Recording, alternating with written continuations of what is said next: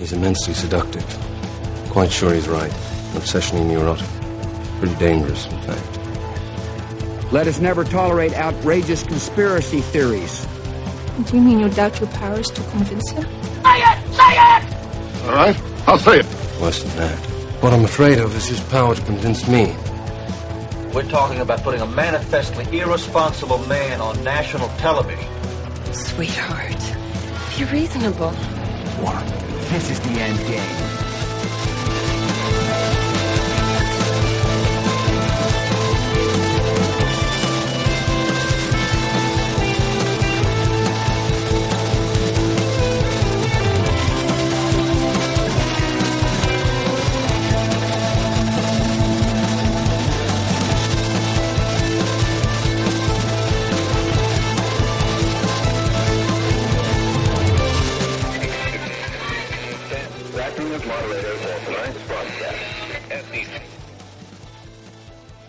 I mean, as long as you're reasonable. You have to be reasonable. We have to be reasonable. Thank you very much. You don't know that I'm going to even do it. You don't know. I may do it. I may not do it. I mean, nobody knows what I'm going to do. Chris, please explain to the normie we need to finish what we've started. All right, everybody. It is Tuesday, July 15th, 2025, the 177th day of the Golden Age. I'm your moderator, Chris Paul. Let's be reasonable. Hope you all had a wonderful weekend and that this week is off to a good start.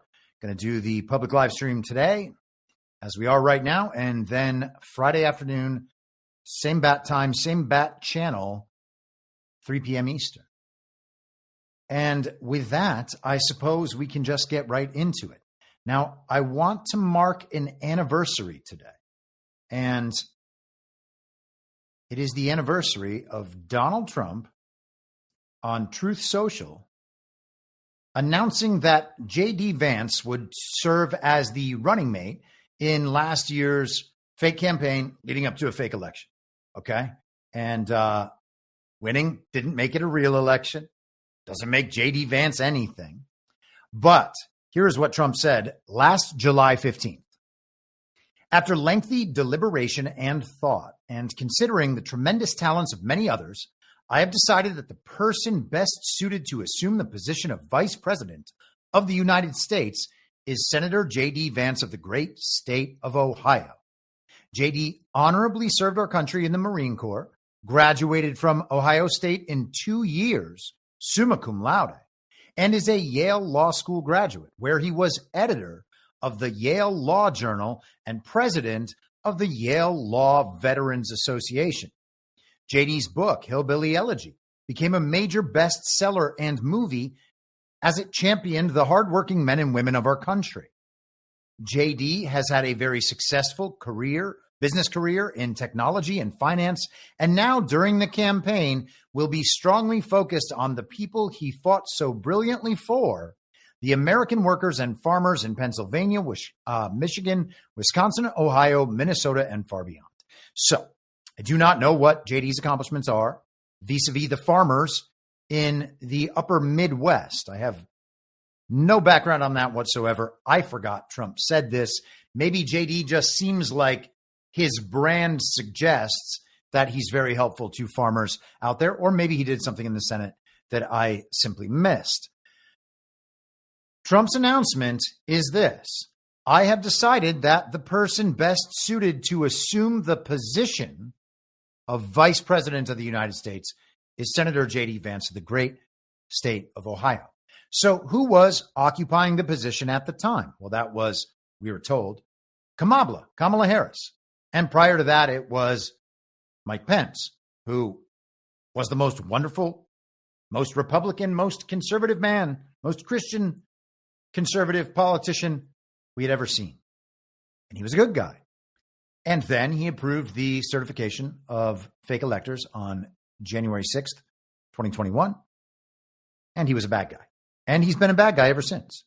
Is he actually a bad guy? I don't know. We don't have to solve that. But the point is that a lot of people who are Trump trusters nonetheless don't trust Mike Pence. They think Mike Pence is evil. So at least once Donald Trump would have chosen to put someone like that right next to him in the second most important position. Of course, it's not the second most important position. We're just kind of convinced to believe that because we look at our executive branch, our president, as a monarch, and the person in the vice presidential role, assuming the president does a good job, well, that person is already anointed as the next winner.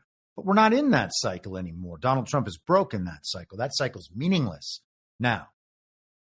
So JD Vance was chosen to assume the position. Then Trump goes through, obviously the military service is a benefit to those who served actually honorably. This is honorably served according to the institution. But if you serve honorably in the military, that's a major plus on your resume. It's also the case that would count Dan Crenshaw and John McCain and all sorts of other military men who have gone on to be uniparty politicians. So it's not a guarantee, unfortunately. Yale Law School, Yale Law Review, the journal, okay, the Harvard Law Review, I guess it's called. This is called the Yale Law Journal. He was the editor. That's exactly like Barack Obama at Harvard Law. President of the Yale Law Veterans Association. What are there, like 4 of those? And Hillbilly Elegy becoming a major bestseller and becoming a major motion picture are essentially the same as what happened with Barack Obama's best-selling, I think it was called Dreams of My Father or something like that. The point is that they are essentially the same character type, made for the same reasons by the same people. It's important to keep that in mind, not only because we have to be watchful about a character like this with that character background and profile, but also he was mentored by Peter Thiel, who's very sketchy at best. Okay. And I was going to say one other thing, and now I'm forgetting it. I'll come back to it. Let's. This is what I was going to say. So the other thing that has to be questioned about JD Vance, and I've gone through this a number of times, so I'm just going to run through it quickly. On July 15th, he was named as the running mate. 2 days prior to that was July 13th, the assassination event, number 1 in Butler, Pennsylvania last year. And then 2 days prior to that, Peter Thiel and Reid Hoffman were at a billionaire gathering in Sun Valley, Idaho, screaming at one another over Donald Trump being martyred. Just saying. It's a strange story. Got to be watchful when it's a strange story. And some people think I go a little too hard on JD Vance, and that's just fine. Okay. If I'm the guy that overshoots on that level of caution, I will accept my role if it turns out to be wrong, and will gladly admit, hey, thank goodness that's a good guy. Okay. Fine to do that. But where are the questions coming from? And I would suggest within MAGA, they're not coming from anywhere other than this little corner of things. And I think that that's important because we don't really know who that guy is. He doesn't speak for MAGA, though he is portrayed as doing exactly that. He does not seem to have any strong connection to the MAGA base. It's mostly Republican establishment people thinking that this is the perfect guy that will allow them to retain power indefinitely. That's not what the game is, okay? I don't think first of all, we don't have real elections. JD Vance was elected as senator in a fake election, okay? I've never seen JD Vance be a strong proponent of election integrity. I doubt that any of you have either. We should be encouraging people to run specifically on the claim that they will not accept any election result that is not forensically audited and verified to make sure that every vote is real, lawful, cast by an American. How many have done that? Well, Donald Trump, kind of Carrie Lake, maybe a couple others here and there, although I can't think of any offhand. Why don't we force them to run on that? Okay? Don't empower anyone if they won't run on that. Doesn't matter that they have an R next to their name. It doesn't matter that you see some good news stories about how competent they'll be or how much you think that they can win or how many nice things they say about Donald Trump. None of that matters. So not a major elections guy, an elections integrity guy, and that makes sense because he was elected in a fake election by the Uniparty after being supported by Peter Thiel. Now, Thiel lost the Blake Masters Arizona Senate seat. Who knows how that situation evolved? But we do not need to be anointing people when we don't even have fake elections. Hey, that's the guy who's going to win us another fake election. Pass, okay? JD Vance reacted to the assassination event last year on X, formerly Twitter. And if I can just get this page open, there we are. Hold for processing. He said, "Today is not just some isolated incident. The central premise of the Biden campaign is that President Donald Trump is an authoritarian fascist who must be stopped at all costs. That rhetoric led directly to President Trump's attempted assassination." Okay, if you say so, or you're just trying to immediately score political opponents and political points against the opponent, really taking it to the enemy. Very strong statement. Oh, it's the Democrats. Is it the Democrats? Apparently, they're going to, the Republican establishment is going to get to the bottom of the Thomas Matthew Crooks files. Now we just call everything we don't know a set of files that we have to be able to see one day.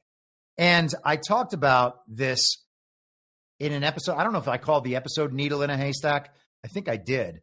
But we talked about that, and we talked about what evidence might be, might look like, whether or not it would convince us. Okay? I mean, if we had all the evidence on any of these things already, we wouldn't know it. There are too many story elements that are sketchy as hell. And so we think that there's this stockpile of information somewhere behind closed doors that's going to answer all our questions about any given subject. But that's impossible if a story is fake from the first instance, okay? Like if it was made up and distributed to the public, no matter how complex the operation is, once the public believes it, it's something that must be gotten to the bottom of in the real world. But it might not exist in the real world. Okay, so there's no bottom to reach.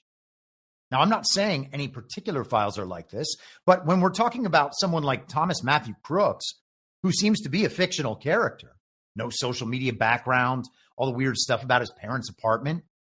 I mean, the story's too weird to believe. The best thing is to not believe anything, including what you saw on television, okay? And all the reactions since. Just take one level, a step back one level, and just say, you know what? Truth is, I don't know. Yeah, the event was very shocking, very surprising. It seems like everybody believes that it was real, but there's also all these questions.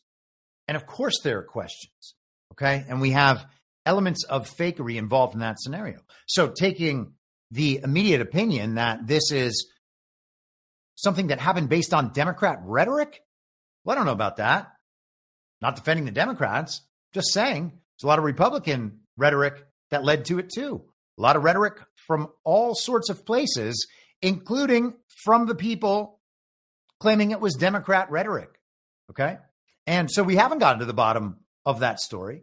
It could be because there's no bottom to the Thomas Matthew Crooks part, at least. There's certainly a real bottom to how the entire thing was delivered to us. Was it a coincidence that all the mainstream media was there on the ground in Butler to cover the first rally they'd ever covered? Was it coincidence that 2 days before the Thiel and Hoffman martyring discussion happened, or at least was reported? We have no idea whether it actually happened.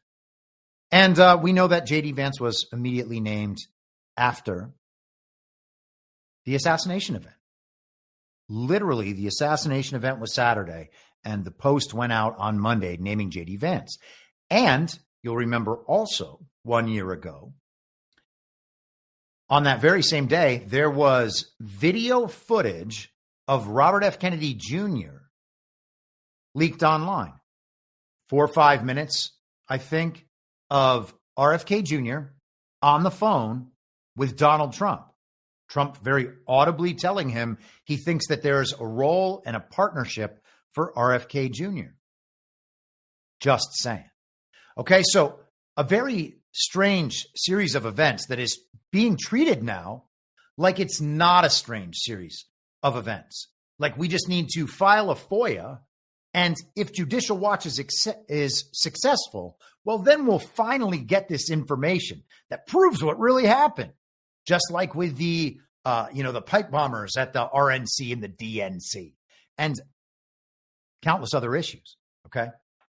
It's all just too strange to attach to any of it, which is why you take a step back, leave it as an open, unanswered question, and continue to apply the same principles and move forward.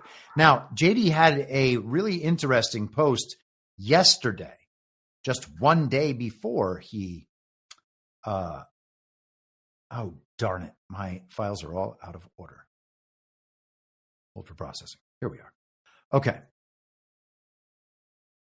One day prior to the anniversary of JD Vance's being named as the running mate, this is Mark Caputo from Axios blasting this out. Call it troll sky. JD Vance posts blue sky pic of his political future wearing a Trump 2028 red cap. Okay. And JD said over on Blue Sky, that commie social media outlet that has all of the most deranged lunatics in the world creating their false reality together. Okay. The place that I got banned from in like 2 days after signing up and beginning to post. He says on that platform, I've got an exciting announcement about my political future, hashtag Trump 2028. And there's a pic of JD grinning, wearing a Trump 2028 hat. Now we're told that JD Vance is just trolling over on Blue Sky. He's just busy owning the libs over on Blue Sky. Does anybody think the libs are being owned by this picture? Also, look at him. He looks ridiculous. And he looks fully cucked. This is, in my estimation, a ritual humiliation, a humiliation ritual, however you want to think of it. He's being forced to wear a Trump 2028 hat and take pictures and post it on the commie outlet so they can all go nuts at him. Doesn't do anything for us, right? Except make it clear that JD Vance is not going to be the guy in 2028, which should have been clear from the beginning, of course. But for many people, it wasn't. Because, we need to win the fake election. And, you got to trust Trump when he puts somebody in a position like this. And all the reasons, none of which have anything to do with JD Vance actually being MAGA, JD Vance sharing priorities with the MAGA supporting base. Okay? None of that's true. Just these little examples out in the world of why supporting JD would be beneficial to us maintaining power and implementing the agenda of the Republican establishment. It's all about the little R next to their name and not what they're actually doing, committed to do, and have a history that speaks to their commitment. Okay? JD Vance has none of those qualities. None of them. And I know that this stuff makes people upset, and so be it. I mean, sooner or later, we got to grow up about this bullshit. What qualification does that guy have to lead MAGA forward? I would suggest zero qualification whatsoever, okay? He has not proven himself to anyone at any point.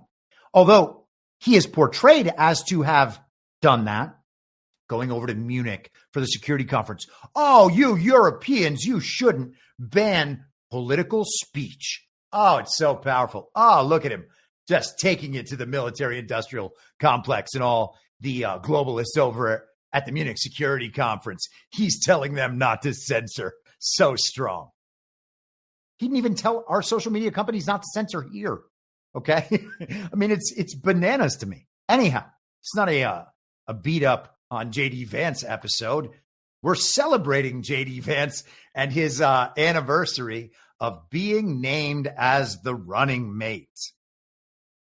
So, is he the heir apparent? That picture says no in the strongest possible terms. And if that's somehow confusing, I don't know how to help. Okay. Oh, he's just trolling. Really? How does that picture look in the circumstance where JD Vance is actually running for president? It would look terrible. It's ridiculous. Okay.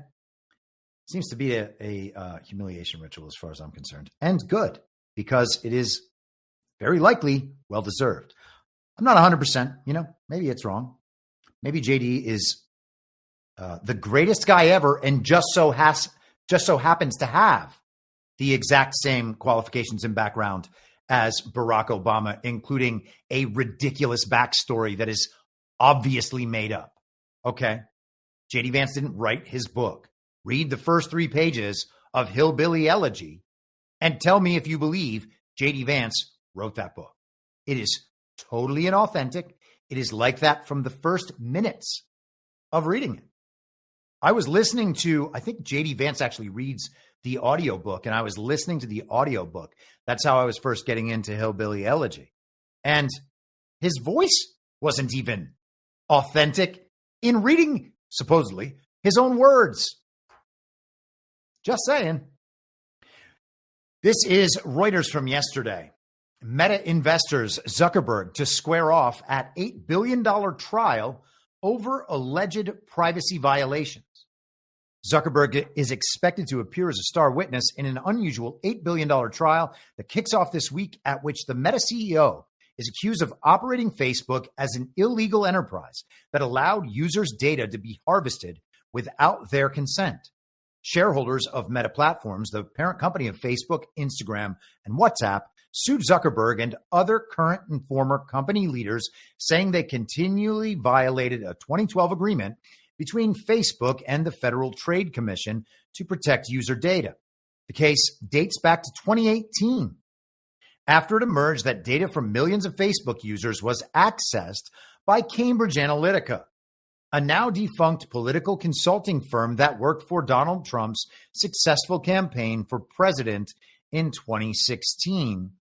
Shareholders want Zuckerberg and the other defendants to reimburse the company for more than $8 billion in fines and other costs paid by Meta after the Cambridge Analytica scandal came to light, including a record $5 billion fine imposed on Facebook by the FTC in 2019 for violating the 2012 agreement. And here is just an interesting add-on. Defendants in the case include former COO Sheryl Sandberg, venture capitalist and board member Mark Andreessen, as well as former board members Peter Thiel, the Palantir Technologies co-founder, and Reed Hastings, the co-founder of Netflix. So that is quite an interesting list of defendants. Zuckerberg, Sandberg, his number 2, Mark Andreessen, Peter Thiel, and Reed Hastings of Netflix. Are any of these people our friends? I would suggest no, but we don't know. Of course, we never know. But there's good reason to be as skeptical as we possibly can about these people, okay? It's not that you place them into the category of being bad guys and then never reconsider that. It's just that because there are so many red flags, you remain permanently extremely skeptical about these people. Make them prove everything they say. Make them substantiate everything they want to do. And not just on the basis that it's going to provide some benefit in the future as they make it up. Okay. Well, if we do this, we're going to solve XYZ problems. And I think that this is really the best way to do that. Okay. Well, is it moral to do the thing you're suggesting? well, no, but it's going to provide a lot of benefits and people need benefits. Okay, well, if you are going to go down that path, you should not be surprised when your world turns into a collection of people who all go down that path all the time, leading to our collective ruin. Okay, that's not the right way to make decisions, even though we are consistently convinced, particularly by tech CEOs, that it's exactly the right thing to do. Okay, they're scientific materialists, they're atheists, they're nihilists, they're secular globalists. Okay, they don't care about moral decision making. They don't even believe that's a real thing because they're moral relativists who think that this is just a never-ending contest for survival and that's all it can be. Well, if that's the case and you are signing up for just the every man for himself idea, there are thousands, if not hundreds of thousands of people with that level of status. To believe that you are somehow going to make out well as their servant is a bet I wouldn't place.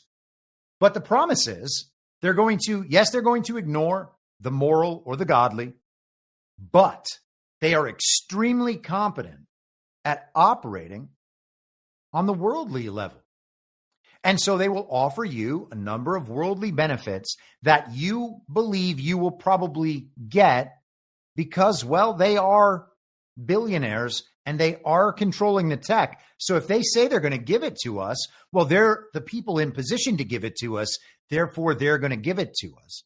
And so we say, man, flying cars, doesn't that sound cool? And we're like, okay, well, you guys promised flying cars. So I guess do whatever the hell you want. Steal elections, no problem. Control the money supply, no problem. Control the militaries, no problem. You're going to give us flying cars. We can give you control over everything. That's madness, okay? Which is not to say that we have to be anti-tech. We can be pro-tech. We just make sure that whoever is guiding our tech efforts, whoever is leading the way, is actually corresponding to some baseline morality and ethical framework, okay? Focused on the things that are actually the right things to do rather than making complex excuses with a sales pitch behind them on why the worldly thing that they want is more important than doing the right thing. All right. Now, we're not going to win that battle every time. Okay. That's not how the world works. And people's opinions are going to be different, but we should be headed in the right direction at all times. We shouldn't just give away our trust for free, especially not to people like these. As for the case itself, Cambridge Analytica is a kind of really old, weird issue. They said that the access to information provided by Cambridge Analytica was used by the Russians to help collude to elect Donald Trump. And I guess Steve Bannon was on the board of Cambridge Analytica. So there's some interesting things there. Who knows what his role there is or was. I'm saying the behind the scenes role. Okay. Like obviously the role is board member. The behind the scenes role though might be monitoring what the board is doing and reporting back. Okay. We're already talking about a situation where all the information is out there. All our data is out there somewhere. You have to believe that there is an ultimate point that has the largest possible collection of our data, and it's probably all of it, okay? If theoretically it makes sense to you that that could happen, then you should assume that it has happened, okay? Because that's why they would have built a system that would give them the capabilities to do that. That would have been the motivation, okay? And so if all the information already exists, then the Cambridge Analytica thing, maybe this is just a good example of the social media platforms selling user data and how it can have negative consequences in the world. I don't know how this case is ultimately going to go, obviously. But the data thing, we're going to have to get to the bottom of it. There's going to have to be a resolution on that because the problem is pervasive. It's throughout all of these platforms, including all of our data, not just on elections. Who knows what this decision in this trial will lead to next? And when we get to talking about RICO Grande a little later, I think that this is the sort of thing that could fold in to a big tech class action lawsuit like the ones we saw Donald Trump file in, I want to say that was 2021. Yeah, that was summer 2021, I think. And then the other part of RICO Grande, Hillary Clinton, Trump v. Hillary Clinton et al. Was March 2022. So that's what I was trying to properly align. Okay, let's keep moving. Sticking with Meta for just a moment. This is also from yesterday in the BBC. Meta to spend hundreds of billions to build AI data centers. Meta's founder, Mark Zuckerberg, has said the social media giant will spend hundreds of billions of dollars on building huge AI data centers in the U.S. The first multi-gigawatt data center called Prometheus is expected to come online in 2026, Zuckerberg said. He said one of the sites would cover an area nearly the size of Manhattan. Sounds like a regular Manhattan project. Meta has invested heavily in efforts to develop what it called superintelligence. And by the way, I think Trump's called that a Manhattan project too. Superintelligence technology that it said could outthink the smartest humans. Well, there's absolutely no sign of that from AI so far. AI seems to be getting more retarded, but we can talk about that later. The company, which has made most of its money from online advertising, generated more than $160 billion in revenue in 2024. In a post on his social media platform, Threads, Zuckerberg said Meta was building several multi-gigawatt clusters and that one cluster called Hyperion could scale up to 5 gigawatts over several years. We're building multiple more Titan clusters as well. Just one of these covers a significant part of the footprint of Manhattan. So we have one in New Albany, Ohio, where JD Vance is from, and one of them in Louisiana. And we heard some of that last week when we discussed the MAGA and tech relationship and how we were receiving the sales pitch that it was good for red states to be getting these technology investments. Therefore, it's somehow good for MAGA. That's totally disconnected. Okay, that makes no sense whatsoever. Unless we want to make sure we're in a state that has lots of fiat currency available at any time. Okay, they're going to bring a $20 billion project. That's good for the economy and the money gets spent around. So that stuff's good. But if they're doing something terrible because it increases economic activity, is the economic activity worth it in the long run? The answer is clearly no. And so again, it's not that we oppose all of this at first glance. It's that we make it adhere to very strict standards, exercising the utmost skepticism. Okay, I think that that's totally doable. Doesn't slow down our progress or anything like that. Now, the AI data centers, I think, are always interesting and always worth mentioning because they're basically the same setup as Bitcoin mining facilities. And they're often right next to a power plant. That power plant produces power. It feeds into the mining facility.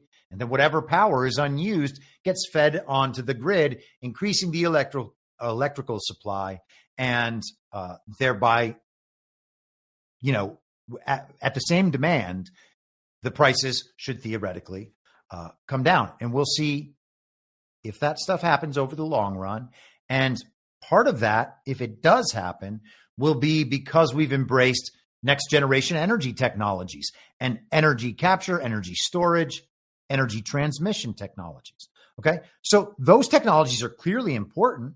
It's not an anti-technology stance. It's a, hey, when you see something like this, you should really take some caution that maybe you haven't been taking stance, right? We don't engage our survival instinct on so many things in the world because our survival is not really in that much question day to day. We have a pretty good assurance that we're going to wake up tomorrow just like we did today, unless we are obviously gravely ill. Okay. But we're not having our survival threatened by the world around us in too many significant ways on a regular basis. Now, I guess it depends on how you look at it, right?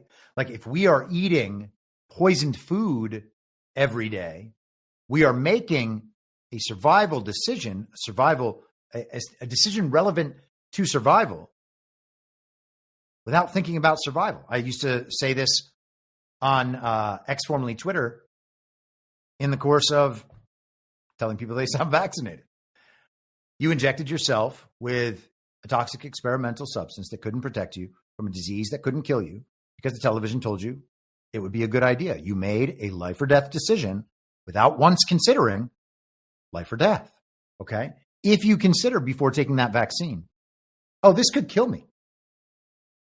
This could harm my progeny. This could cause me to get sick and more sick. This could make my immune system deteriorate. This could stop my heart, okay? If you engage all of those ideas, you wouldn't take the thing, okay? But the people who took it didn't engage those ideas. They dismissed all those ideas without engaging them. And so they made a life or death decision without considering life or death. I would suggest that those decisions are more prevalent than we understand them to be. And again, I'm not saying that I am conscious of it all the time, okay? So it's not about me. Just saying there's a lot of survival-oriented decisions out there, decisions relevant to survival, that we ignore as such. And because of that, don't pay them proper mind in our decision making. We have too many shortcuts on these sorts of things. And what this is going to mean is that you can't have hard and fast opinions where you know you're right about an entire variety of subjects. You just have to step back and say, I don't know. I think it's like this. Could be like this or like this or like this. This is where I lean to. This is where I gravitate, what I gravitate toward. But I don't know. I don't ultimately know. Okay. Let's keep going. Sticking with tech for just another second. This is Fox News from yesterday. Apple backs Trump rare earth minerals push, invests $500 million in U.S. mine. Apple is expected to announce a $500 million commitment to MP Materials, the only rare earth mine currently operating in the United States, according to multiple sources familiar with the deal. The agreement includes plans for Apple to purchase American-made rare earth magnets from MP Materials' Texas facility, marking a major win for the Trump administration, according to those familiar with the deal. The Trump administration has made rare earth mining and bolstering the domestic supply chains two of its top national security priorities. Okay. So we heard a lot about the rare earths with Ukraine. Hopefully we will get around to talking about Ukraine later as part of the deal. Last week, the stories went around. Oh, Russia seized one of the rare earth fields that was going to be promised to the United States in the negotiation and the peace deal. Oh no, how did they get it? So all of a sudden we're going to be out of rare earths. And if we're out of rare earths, well, then we can't get our Taiwanese semiconductors. And then everything falls apart.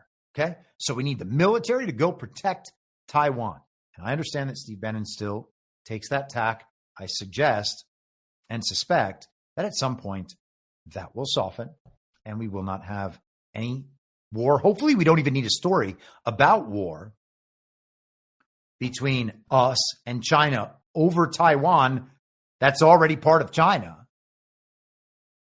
But you never know. If people still haven't gotten it by then, I suppose it could go that far. Who knows? I don't want to see it go that far. I'll tell you that. So we have rare earths here in the United States of America. Isn't that shocking? And it turns out that we have a lot more than this article is portraying. That was one example. But there are precious metals all over our country, okay? And all sorts of projects that are finally being reported about now that were begun years and years ago, okay? I remember friends of mine over 5 years ago, people who have access to this kind of information, by the way, knowing full well about the existence of like lithium fields in Arkansas and this over here and that over there and this in Idaho. The country's just like that, okay? If you need something out of the ground, you can go in and get it. The U.S. is the most self-sufficient place.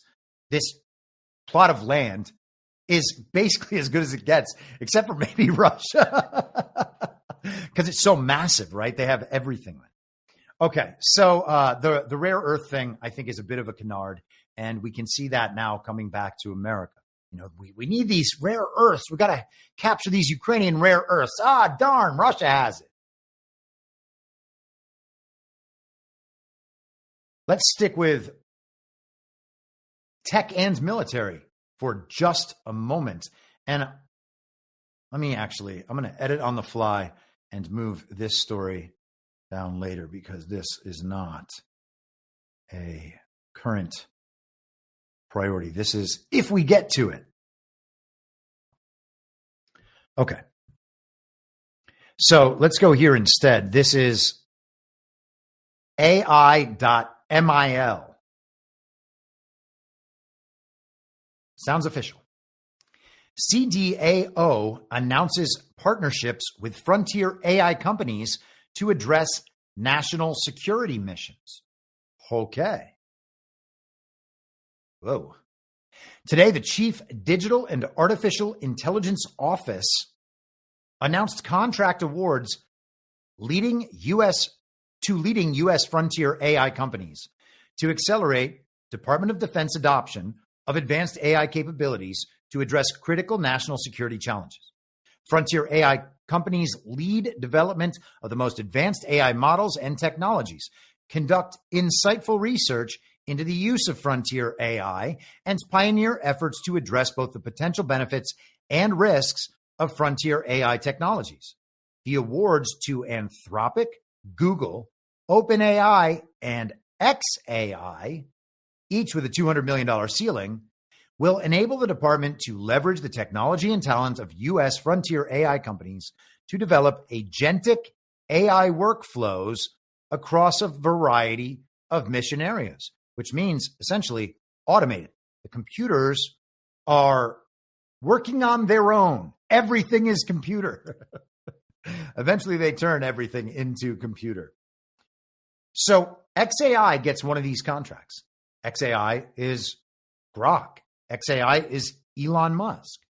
So Elon Musk, who's in a major blowout fight, celebrity breakup story with Donald Trump, happened, I guess now 5 weeks ago, 6 weeks ago, happened again within the last couple of weeks. They're at loggerheads. Trump and Elon just can't get along, but he can still have this contract. Or at least the company can. Is Elon just a face of these Defense Department adjacent partnership organizations? Well, yeah, probably. So are the CEOs of the other places too. But the first and foremost thing, and Burning Bright was on this immediately. He was like, oh, well then this is a good indication that the Trump Elon thing is exactly what we suspected, just a stage play. Okay. It's also interesting though, in this sense. And I kind of gravitated this.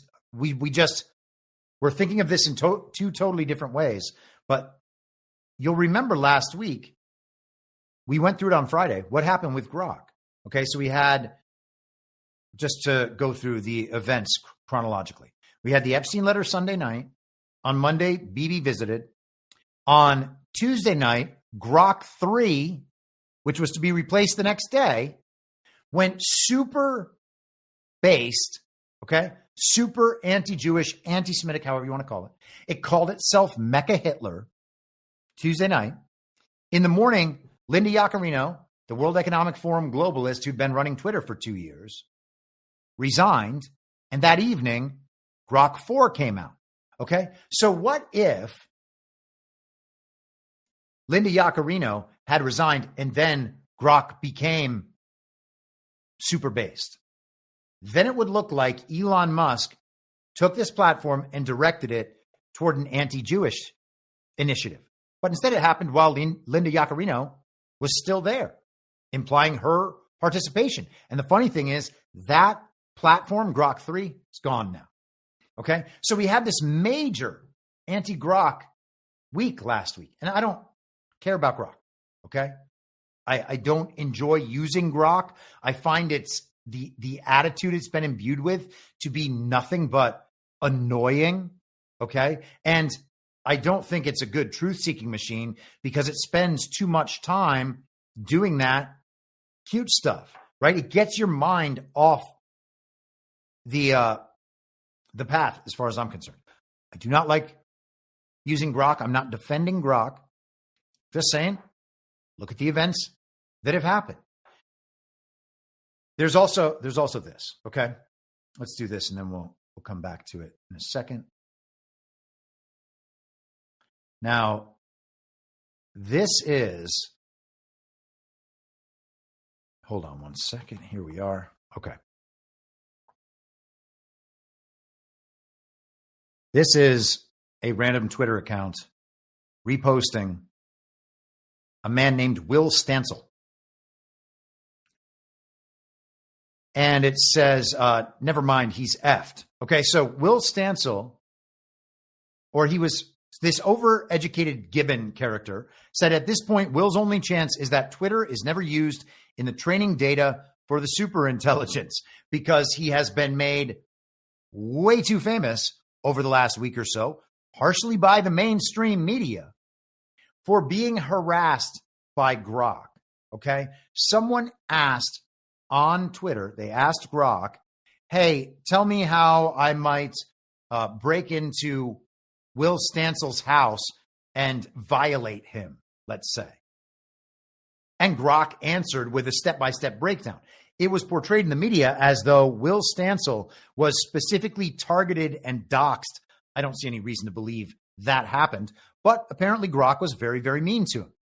So he's responding to a Newswire post here that says Department of Defense to begin using Grok,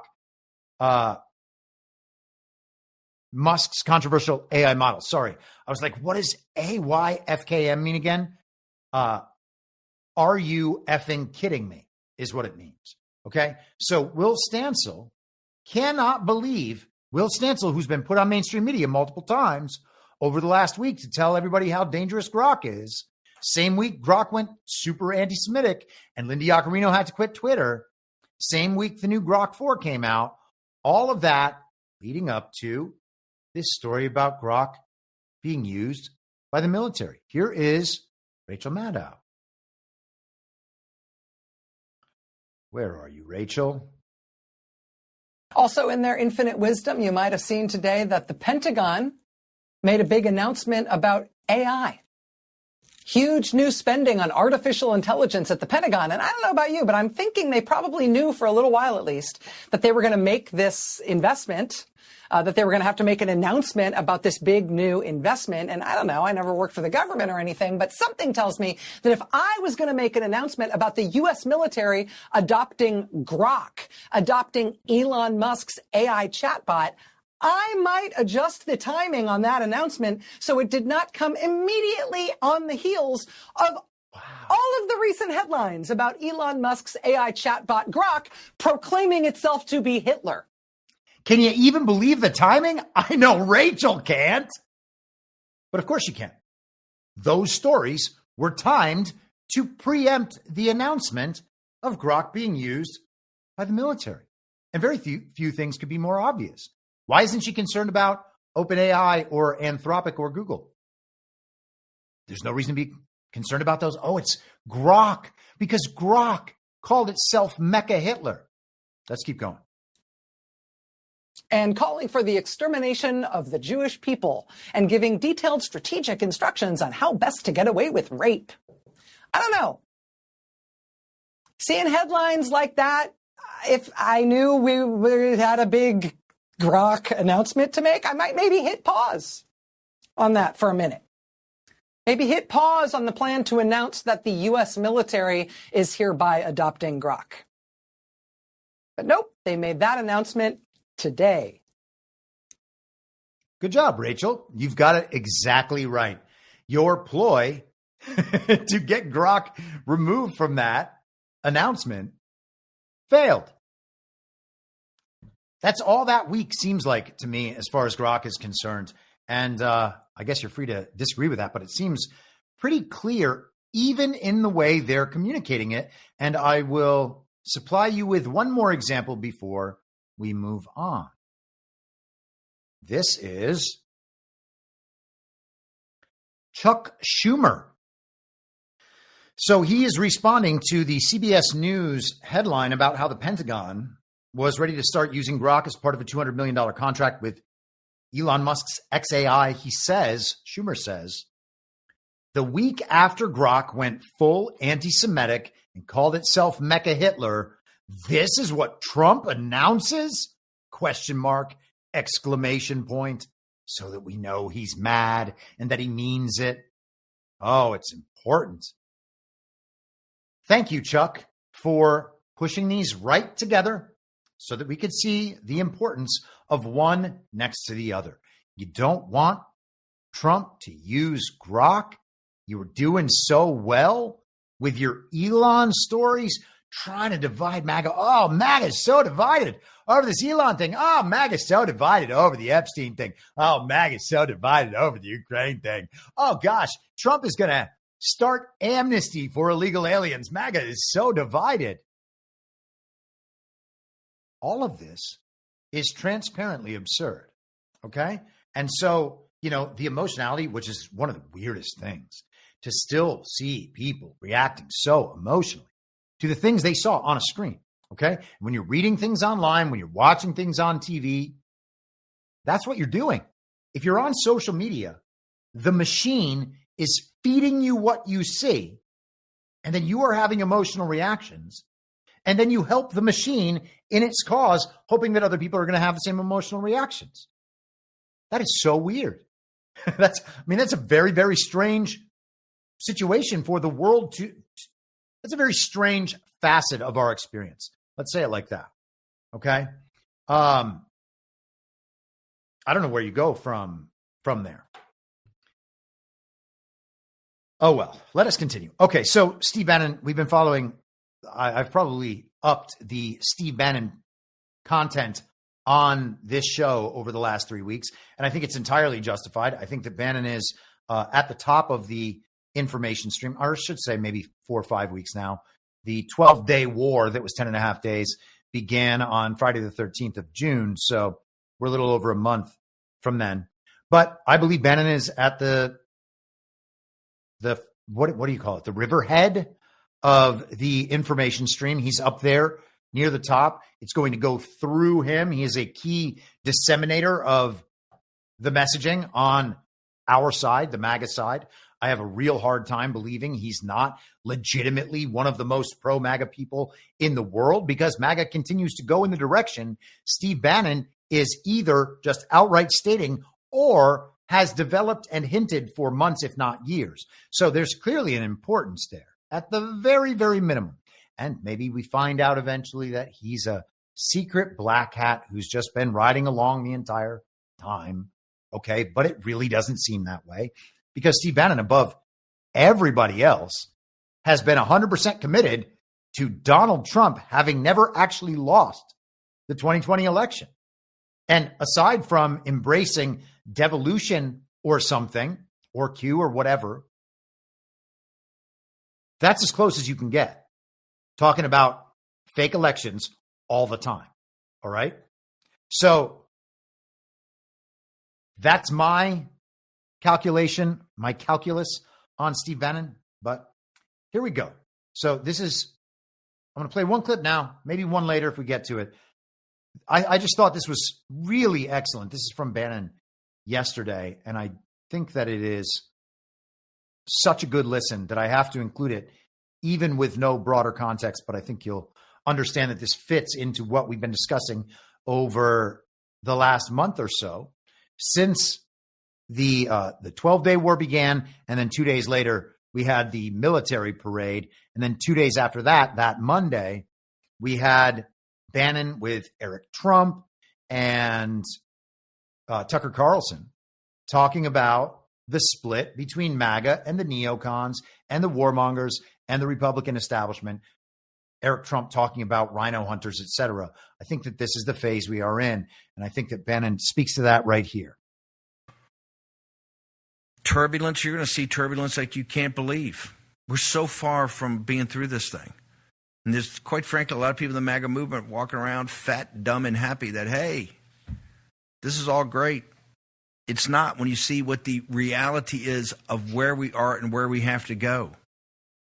And you're not going to have President Trump forever. Even when we get him in the ability to run in 28, you're not going to have him forever. Eventually, you're going to have to stand up on your own 2 feet and get it done yourself. And sometimes, in doing that, you're not going to be disappointed. Because now, by continuing to force and say, hey, maybe this is a better way, you're going to get some documents on this Epstein situation. Something's going to happen. You're going to have a special prosecutor. You're going to get documents. It's going to start unfolding because you were determined. You're not rude, or you're not unappreciative. You're sitting there going, this has to be done. Because cynicism leads to complacency, and complacency leads to apathy. And apathy, you know, the difference between 2, 3, 4, 5% is everything right now. And of course, the Republican, they don't care about that. They're sitting there, look at all articles, getting money on being lobbyists, and they're running around. You know, it's just their incentive is not your incentive. Your incentive is to save your country. That's not theirs. Theirs is to make as much as they can, put their snout in the troughs and get as much as they can as quickly as they can. I mean, we've talked about those things. We've spent many, many hours on those subjects. Eventually, we have to understand that these people are not working on our behalf. Donald Trump is. I believe him to be. And maybe one day we'll find out that's not true. But the point is that our approach should account for the possibility that that's not true. And we should be able to lead ourselves ahead regardless. Okay? Got to keep going. No matter if our hero turns out to be a villain somewhere near the end of the story they had intended to write. If that happens, we still have to keep going. Okay? So the thinking for ourselves and pushing forward ourselves, hugely important. And I think it's wonderful that Steve Bannon is communicating that now. And in doing so, illustrating the divide between people who are aligned with MAGA and people who are MAGA. Those are not the same things. And it's I can't think of a more important distinction to be able to make when understanding our environment right now. But people are unwilling to do it because they are so desperate to have allies that they're concerned about saying anything that might push an ally, quote unquote, away. Okay? These people are not allies. And we don't need allies. The people are the allies, not the powerful people who we want to do something for us so that we don't have to do it. And that's what a lot of these people are. Okay. I saw a Rumble rant. Let's take a quick break. Doc from Amish PA, $10. Peter Thiel in InQtel Money. Starting Palantir the same year the government TIA program ended. And yes, indeed, I saw your post about that this morning on my Telegram chat. The TIA is the Total Information Awareness Initiative. And the technology products that we now use throughout our day are all or mostly all derivative of that project. It's just how it is. Total information awareness. What does that mean? What does that mean? Total information awareness. Well, I think it's very clear, at least what the goal is with total information awareness, having all the information and being able to use it all the time. And then you develop tools that automate the analysis so that you can know exactly the right thing to do to manipulate people in certain ways. And the communications, the public communications from both sides of the Uniparty reflect that. It's also reflected by the understanding of the narrative environment, the media environment, and the collective consciousness on the Trump side. Okay. And that's where the real battle is, because I would say that the enemy had total information for a really long time, and now it's been taken away from them. That's what it seems like to me. Okay. That's my read on the situation. We've been talking about this now for over 3 years. That's where I am. That's where I still am. I believe that reality as it emerges continues to suggest that as a strong, a possibility with a strong probability of being the actual. And so that is where I stay on these things. Total information awareness, though. It really is something. And Peter Thiel's connection to In-Q-Tel, which is the CIA's venture capital arm, is something that cannot be forgotten about. Okay? He's been part of the global intelligence apparatus for decades while developing these tools. That's all you need to know in my mind. Anyone downstream from that and we're supporting them, we're doing something wrong. Also, 5 subscriptions gifted by Snowcat Operator. Thank you, sir. And I assume, though I don't know, that you will be in Deadwood, South Dakota in the middle of August for the GART conference. And I look forward to seeing you there. And if you're not, well, then I guess I'm going to miss you. And by the way, for anybody else who wants to go to GART, the Deadwood experience is a lot of fun. Deadwood's a fun little town. Everything's kind of within walking distance. Beautiful. Well, at least last year we had beautiful weather. Hopefully we will have nice weather again, but beautiful country. And we're going to have a great time with the GART thing. So, get into Badlands Media, badlandsmedia.tv. Let's move forward. Pardon me for 1 second. I'm editing the rundown on the fly again. And this is something we're going to have to be able to do. We've been talking quite a bit about Fed Chair Jerome Powell and Trump's nonstop communications effort to diminish the public image of Jerome Powell while setting him up to be the person who ends up with responsibility for whatever happens during the financial adjustment. Okay, whether that's a currency adjustment, something that's pinned to Bitcoin, who knows what the adjustment's going to be. Maybe I would suspect that interest rates being lowered will signal the end of that period. Then there will be a response from the enemy side telling us how markets are crashing and the world is falling apart. And then things will normalize and be fine. And we're going to have to understand that cycle and be willing to deal with a few days of people freaking out, because people are still addicted to the television, to the central narrative, and it means they freak out, just like they have for the last few weeks. Okay? We know people in our personal lives who are still freaking out about this stuff. So we should understand that the communications are still affecting them. The rage bait and the divisiveness and the rest of it are still affecting them and creating the emotional reactions. Will Bessent serve as Fed chair and Treasury secretary at the same time? That's something that we have talked about now for months. I don't think a year, but months for certain. The possibility that Bessent could be both. Now, for years, we've talked about the possibility that the Fed will be brought back under Treasury and just overseen by the Treasury secretary, as would then the IRS, because the IRS is the collection arm of the Federal Reserve Bank. If those both go back under Treasury, then Scott Bessent would essentially have the role of Fed chairman and the Secretary of Treasury at once. That is an entirely sensible role, so that the Fed chairman is immediately accountable to the plenary authority of the executive branch under which Treasury is put. The president has to have that control. The possibility that President Trump could replace Federal Reserve Chair Jerome Powell with Treasury Department Secretary Scott Bessent is spinning heads from Washington to Wall Street and beyond. Senators on both sides of the aisle have thrown cold water on the idea, despite rising tension between Trump and Powell over interest rates. And the precedent-breaking move could also rock markets and face legal challenges.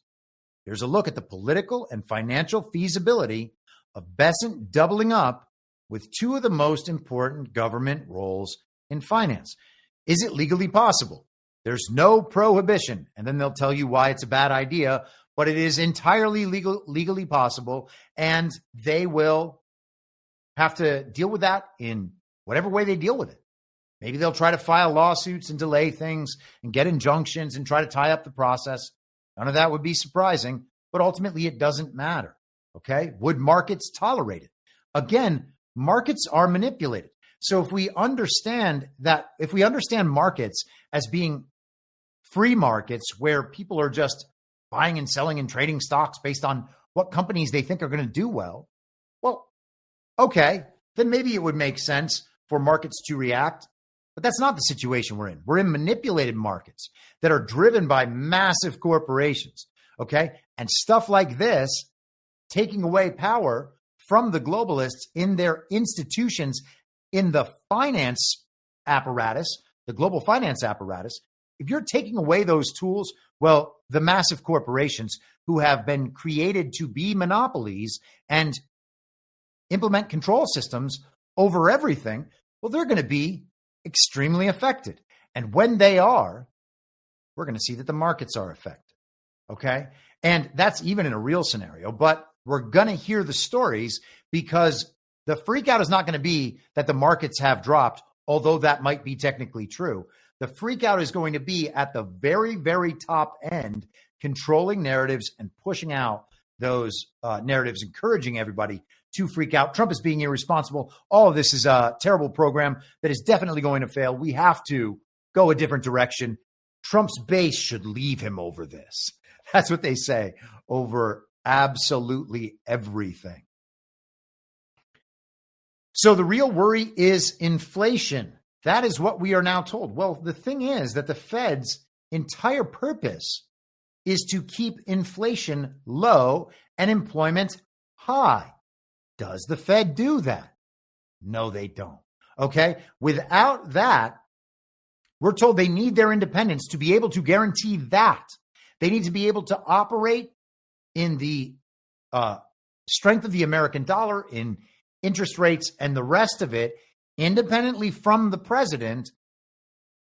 And in turn, they promise to control inflation and to keep us at full employment. The president doesn't know the proper financial things to be able to do that. So we need the Fed to do it for him. And these are the standards the Fed will meet. But the Fed doesn't meet those standards.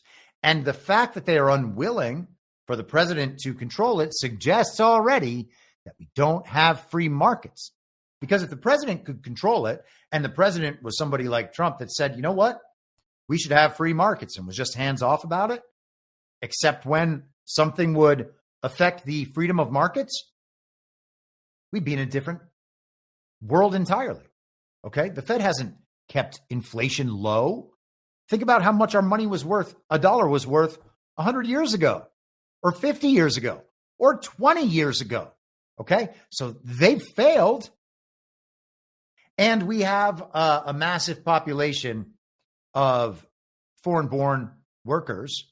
So how well could the Fed be doing its job? But let's continue. This is from today, also in The Hill, and also on Scott Bessent. Bessent, this is they're saying this is what Bessent says for those of you who are not watching the video and seeing the article. Formal process underway to pick Powell's successor. Treasury Department Secretary Scott Bessent said Tuesday the process to pick a new chair of the Federal Reserve has started ahead of Chair Jerome Powell's term ending in 2026 and amid growing pressure from the White House for him to step aside early. There's a formal process that's already starting, Bessent told Bloomberg Television, referring to the steps to identify a nominee for Fed chair. He added there are a lot of good candidates inside and outside the Federal Reserve. The secretary said he is part of the decision-making process when asked whether Trump has asked him to serve as Fed chair.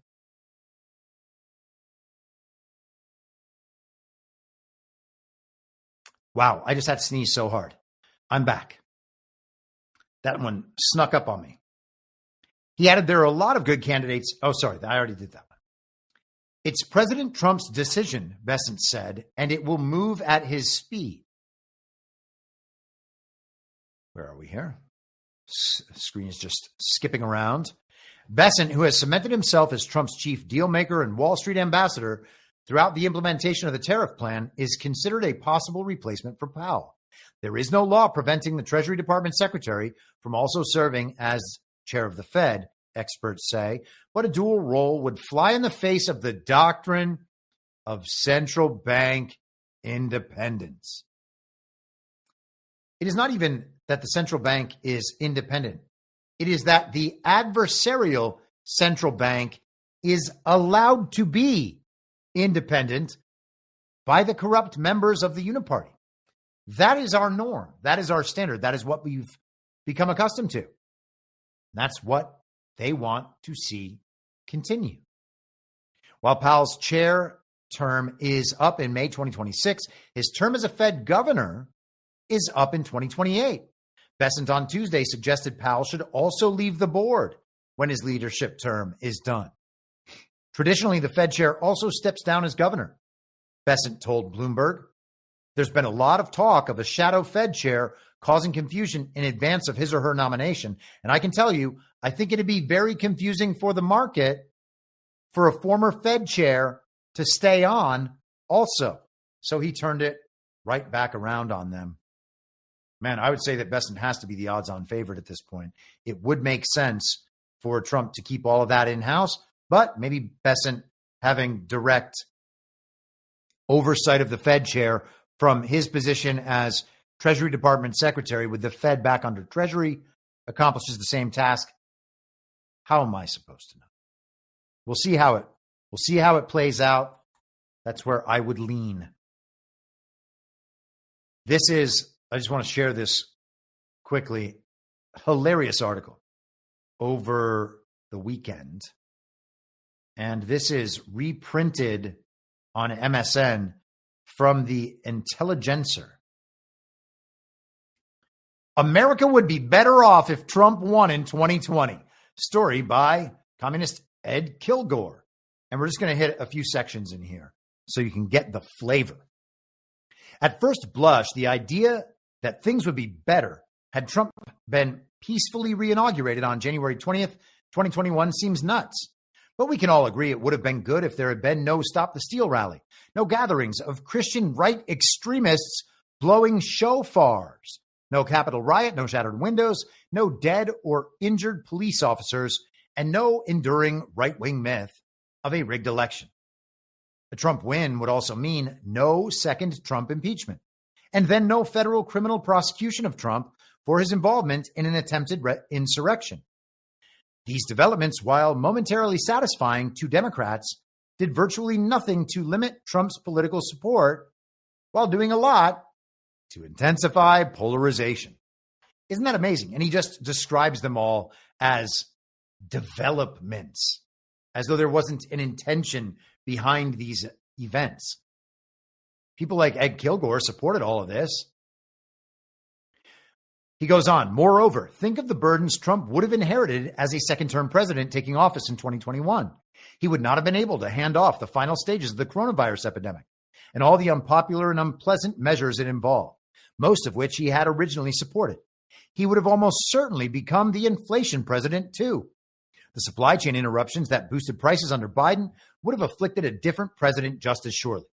And even if you attribute the worst of the inflation to overspending by a Democrat Congress in the American Rescue Plan, Trump would have almost certainly backed similar stimulus measures. Remember how avid he was to mail people large stimulus checks with his name on them. Being a Republican, he might have doubled down on red ink with tax cuts too. And if you think the 2022 Build Back Better legislation somehow made inflation worse, the odds are pretty good a second-term President Trump would have finally redeemed his pledge to enact his own infrastructure bill with lots of big, showy projects. Indeed, a re-elected Donald Trump might have had to compromise with a Democrat House or Senate, making any sort of legislative coups he has pursued in 2025 impossible.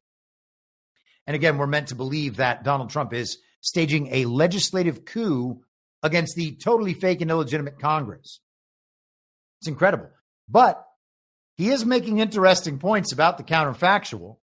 All of that is stuff that we have talked about over the last few years, saying, hey, I think there's something going on in the background, because all these things, well, they're making Joe Biden look really terrible, but many of them are things that eventually will aid the agenda overall. And none of those things could be more important than Trump being president now rather than the last 4 years. Now, if people had been able to come to the proper conclusions about where society is going at that period, maybe we could have sped up the process somehow. And we should keep that principle in mind when we're thinking about the process in the future. Maybe there's a way we can speed up that process in the future. And the process is people coming to terms with the new reality as it existed, understanding that what is falling away is a false reality. All of it was an abstraction layered onto the reality that we experience, a way of viewing and interpreting the world that is totally disconnected from reality. If we can get to that point, well, then we can speed ahead. If we can't get to that point, then we won't speed ahead. And in total fairness, there are many things that I understand right now that I did not understand 4 years ago, or I think I'm closer to understanding them, let's say. Many things. And without the process of the last 4 years, there's no reason to believe that I would have those understandings right now. And I value those understandings, as I'm guessing many of you do. So perhaps that is a positive argument to allow things to progress slowly, although I don't know. I think that there are ways that we can push the awakening forward. And if there's no way that all of the people can influence the collective consciousness, well, then that kind of violates the definition of a collective consciousness. Okay? It happens through influence and conversation and analysis over time. And so we are headed in that direction, I believe. And the Biden period was quite helpful. This guy sounds like he is very familiar with devolution. The Democrat Party would not be defending in record inflation, uncontrolled immigration, too much wokeness, a mismanaged withdrawal from Afghanistan, and all sorts of other problems. No one would be writing exposés about an aging Democrat president losing his grip but hanging grimly on to power. Democrats could have managed a fresh start and a likely 2024 win without losing ground with key constituencies or earning the bitter enmity of so many unhappy young people. Well, yes, Ed, that is in a situation where we have real elections and that the 22nd Amendment is constitutional and that Donald Trump wouldn't have simply stayed around with the people's approval, as he will, if he wants to, in 2028. Or perhaps he'll pass it off to Eric, who is eminently more trustworthy than JD Vance. Eric Trump, I mean. Here's how he finishes. The counterfactual narrative is instructive. The alignment of a Democrat administration with all sorts of terrible events, some beyond any president's power to control, made a Trump comeback doubly possible by making his own first term seem better than it was at the time, and by making him the lesser of evils. Actually, his first term was great. And then we had 2020, the pandemic, the summer of love with Black Lives Matter terrorists running all around the country, creating havoc, and then a stolen election, among the rest of it. Okay? So Trump is responsible for all those bad things that happened during the first term. It actually wasn't that good. I know everybody remembers it as being pretty good and the economy was doing great, but it was actually really bad. Trump is responsible for all those things. Biden is not responsible for a bunch of the bad things that happened during his administration. Isn't it amazing? No matter what happens and no matter who's in control, when it happens, it's always Trump's fault and definitely not the Democrats' fault. He finishes this way, and now the Trump comeback has led to horrific policies that will be exceptionally hard to reverse. A government and a judiciary full of deeply entrenched MAGA loyalists who have been rewarded for lawlessness, a Republican Party devoted to hatefulness and extremism, and a Democrat Party with no clear sense of direction, full of bitter recriminations over what went wrong last year. Would it have been worse had Trump won in 2020? I don't think so. And hey, Ed, you might be right. Maybe you got this one right, Kami. It wouldn't have been worse, but it would have been bad for you and your people and the movement you support at every moment, no matter what. Just like it's been for 10 years, whether or not Donald Trump is in office. Things get progressively worse for globalists, the global regime, and the uniparty factions, the Democrats and Republicans, the uniparty right, the uniparty left, here in America. So would it have been worse? No, it would have been bad just the same. And this period also would be bad. And the Democrats wouldn't have won because we don't have real elections. Okay. There was no way, because of how much everyone disliked them, that not only they couldn't steal it, but no one would have believed it if they reported the results. Okay. If they reported that Kamala beat Donald Trump, no one would have believed it. Okay. So there's not this other way that things could have gone. But nice try, Ed Kilgore. You are crushing it in terms of the exploration of your counterfactual. And congratulations to you. Black Hat Destroyer says they sound like they're expressing regret for rigging the 2020 elections. Yes, that is very much in line with what I wrote on Telegram the other day when this came across my feed. It's amazing. They're like, oh man, we shouldn't have stolen that one. It would have been better if we didn't steal that one and instead we stole the one in 2024. More people would have believed it. They wouldn't have interfered as much. And now we have Donald Trump staging legislative coups by enforcing the Constitution according to his oath and duty. I saw a Rumble rant in the chat, and then we will get back to the fake and illegitimate president, Joe Biden. Kenk. 1960. K-E-N-K. Kenk. If you had, or it's Ken K. I bet it's Ken K. I feel like I'm like reading a license plate on a car. And you're like, I know that says something. What does it say? Ken K, 1960, $20. Rarely get a chance to catch the live stream, and glad I got to today. Oh, has anyone seen APL? Well, I certainly have.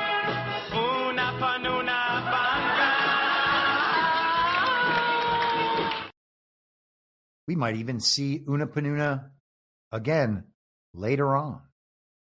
Thank you for your Rumble rant and your comment. And I'm glad you got to watch live today. Okay, so let's keep going with Joe Biden, the fake president of the 2021 to 2024 period. This is the New York Times from yesterday. Biden says he made clemency decisions that were recorded with autopen. So we know that there are clemency decisions that were filed with autopen. This article is actually getting the back of Joe Biden and saying, oh yeah, Joe Biden knew that that was happening in all these scenarios. Biden says he made clemency decisions that were recorded with autopen. Former President Joseph R. Biden Jr. is escalating his battle against Republican claims that he might not have been in control of high-profile clemency decisions issued under his name at the end of his term, and more generally, that his cognitive state impaired his functioning in office. In an interview with The Times, Mr. Biden said that he had orally granted all the pardons and commutations issued at the end of his term, calling President Trump and other Republicans liars for claiming his aides had used an autopen to do so without his authorization. I made every decision, Mr. Biden said in a phone interview on Thursday, asserting that he had his staff use an autopen, replicating his signature on the clemency warrants because we're talking about a whole lot of people. The interview was Mr. Biden's first about the parallel investigations begun by the Trump White House, the Justice Department, and Congress into a series of clemency decisions made by Mr. Biden in his final weeks in office and his mental acuity during his term. Republicans in Congress have demanded sworn interviews with former Biden aides, prompting them to hire their own lawyers.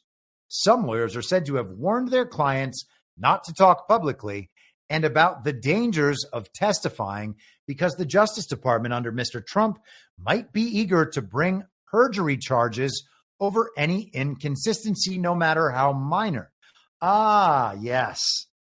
The D.C. white shoe law firms are letting members of the Uniparty know that Donald Trump is going to set perjury traps for them. That's their game. It's always been their game. The dangers of testifying, don't talk publicly. I thought that everyone was supposed to respond to subpoenas in any instance. If the Congress files a subpoena, you have to respond. Otherwise, you can be thrown in jail, a la Steve Bannon, or so we're told. We have to respond to subpoenas in court cases for the Department of Justice. Do we? I guess we'll see. Mr. Biden's former White House doctor, who has said his medical evaluations showed Biden was fit to serve, invoked the Fifth Amendment to avoid answering questions from lawmakers last week. His lawyers cited the pending Justice Department inquiry and the risk of being ensnared in ambiguous circumstances. But Mr. Biden, as a former president, has greater constitutional defenses against being subpoenaed by Congress. And here is the meat of this, and then we'll skip down toward the end.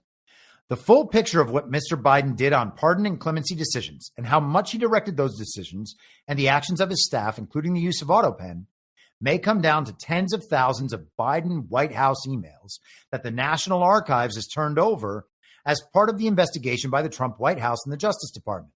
Those emails contain keywords like clemency, pardon, and commutation from November 2024 through January 20th, 2025, according to people familiar with the matter, speaking on the condition of anonymity to discuss a sensitive issue. And I don't know why they chose November 2024 as a start date. It should have been the whole time. The Times has reviewed several dozen of those emails, which discussed each of the major grants of clemency that were recorded by an autopen near the end of Mr. Biden's term, but the Times has not seen the full extent of the emails. So it is impossible to capture the totality of information they contain or what else they might show about Mr. Biden's involvement in the pardon and clemency decisions. Those that were reviewed by the Times showed that the Biden White House had a process to establish that Mr. Biden had orally made decisions in meetings before the staff secretary, Stephanie Feldman, who managed the use of the autopen, would have clemency records put through the signing device. As to what evidence the Trump White House had that Mr. Biden did not authorize the clemency actions, a spokesman, Harrison Fields, said on Sunday that Biden should not be trusted and the truth will come out about who was, in fact, running the country. But as to this period, we are not going to get that.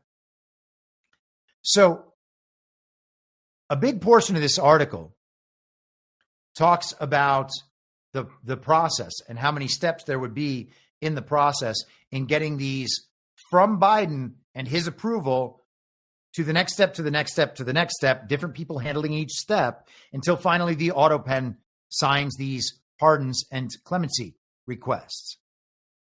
And all of that is said because of this chain that they establish in these emails.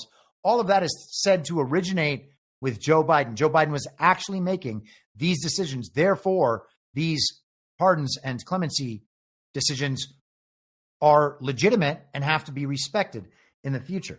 So it goes through the steps here, and let's come down to who they are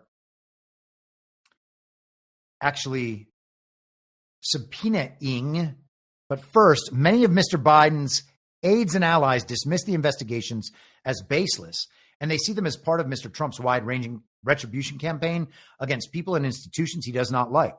But the investigations have entangled a sprawling group of former Biden administration officials, and they have enlisted a flight of white shoe lawyers from around Washington.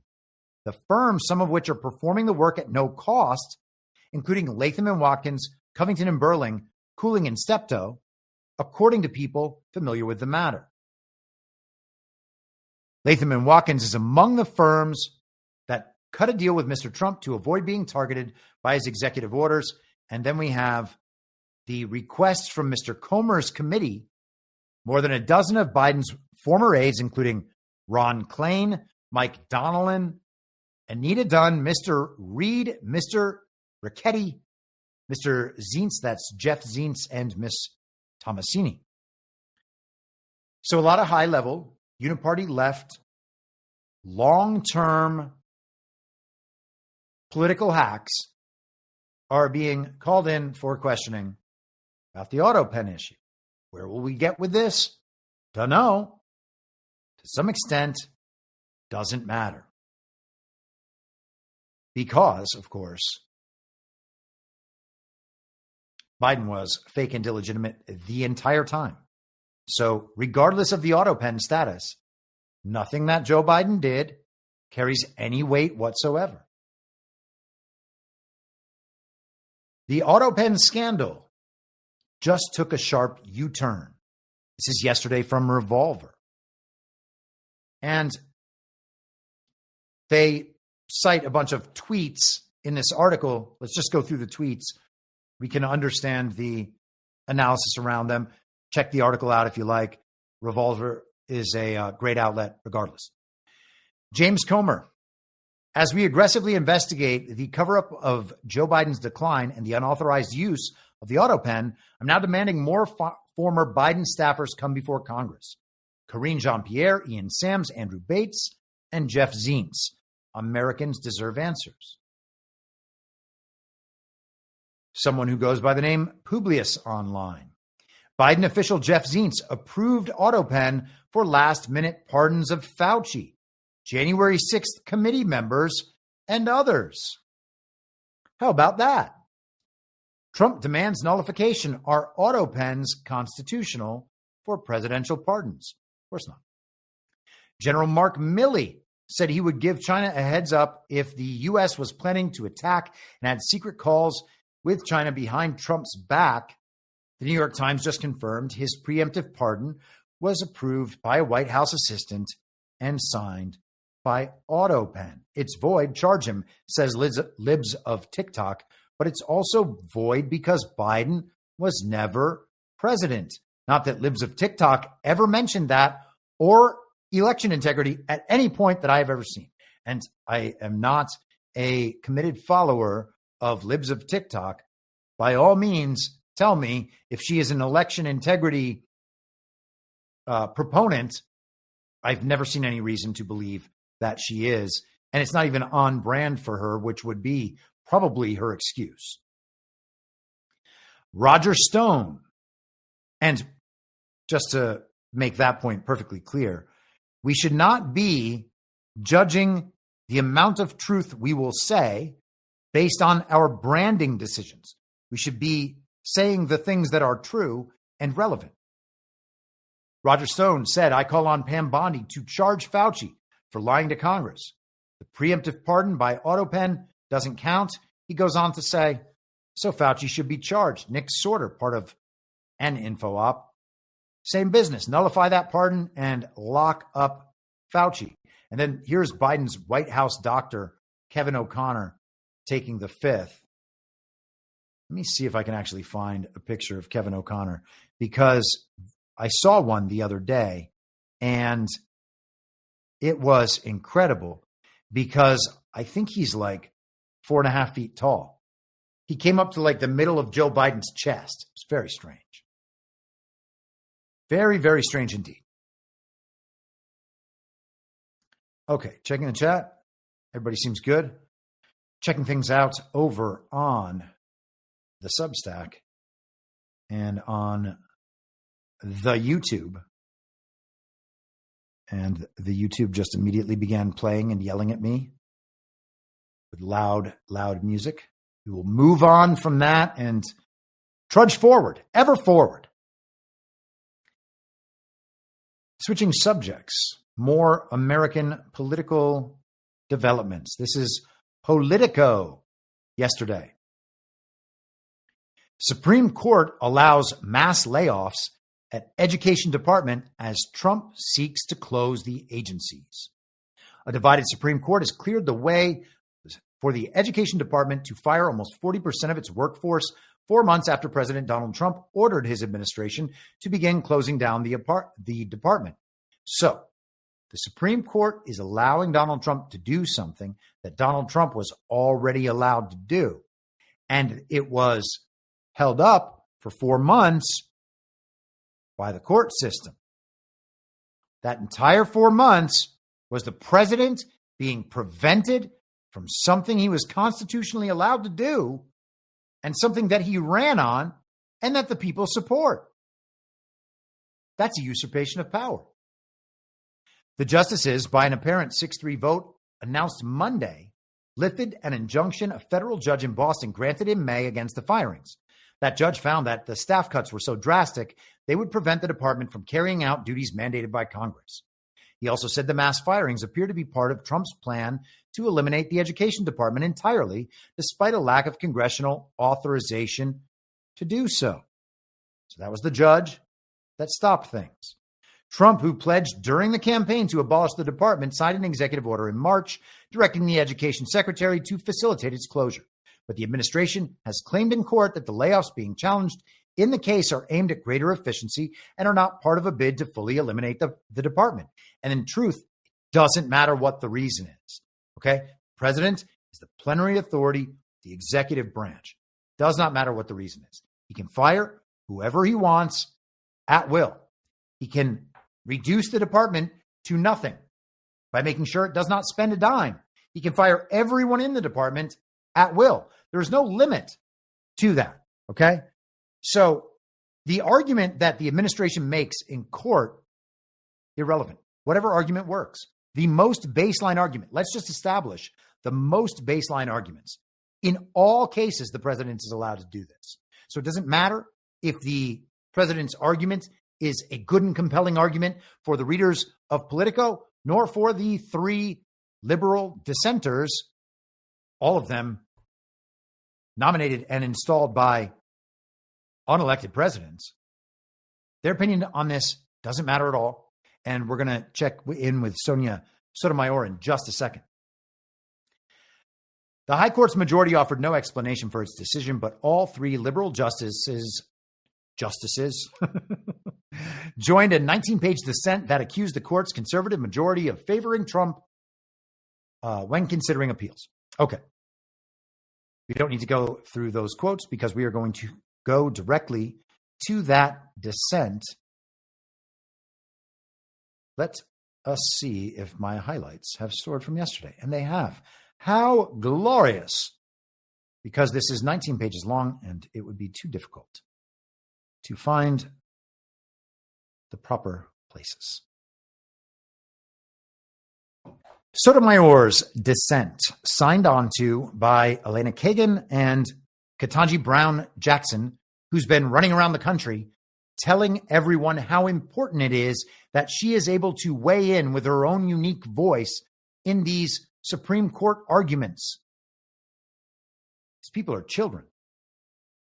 When the executive publicly announces its intent to break the law and then executes on that promise, it is the judiciary's duty to check that lawlessness, not expedite it. 2 lower courts rose to the occasion, preliminarily enjoining the mass firings while the litigation remains ongoing. Rather than maintain the status quo, however, this court now intervenes, lifting the injunction and permitting the government to proceed with dismantling the department. The decision is indefensible. It hands, where did I lose my spot? There we are.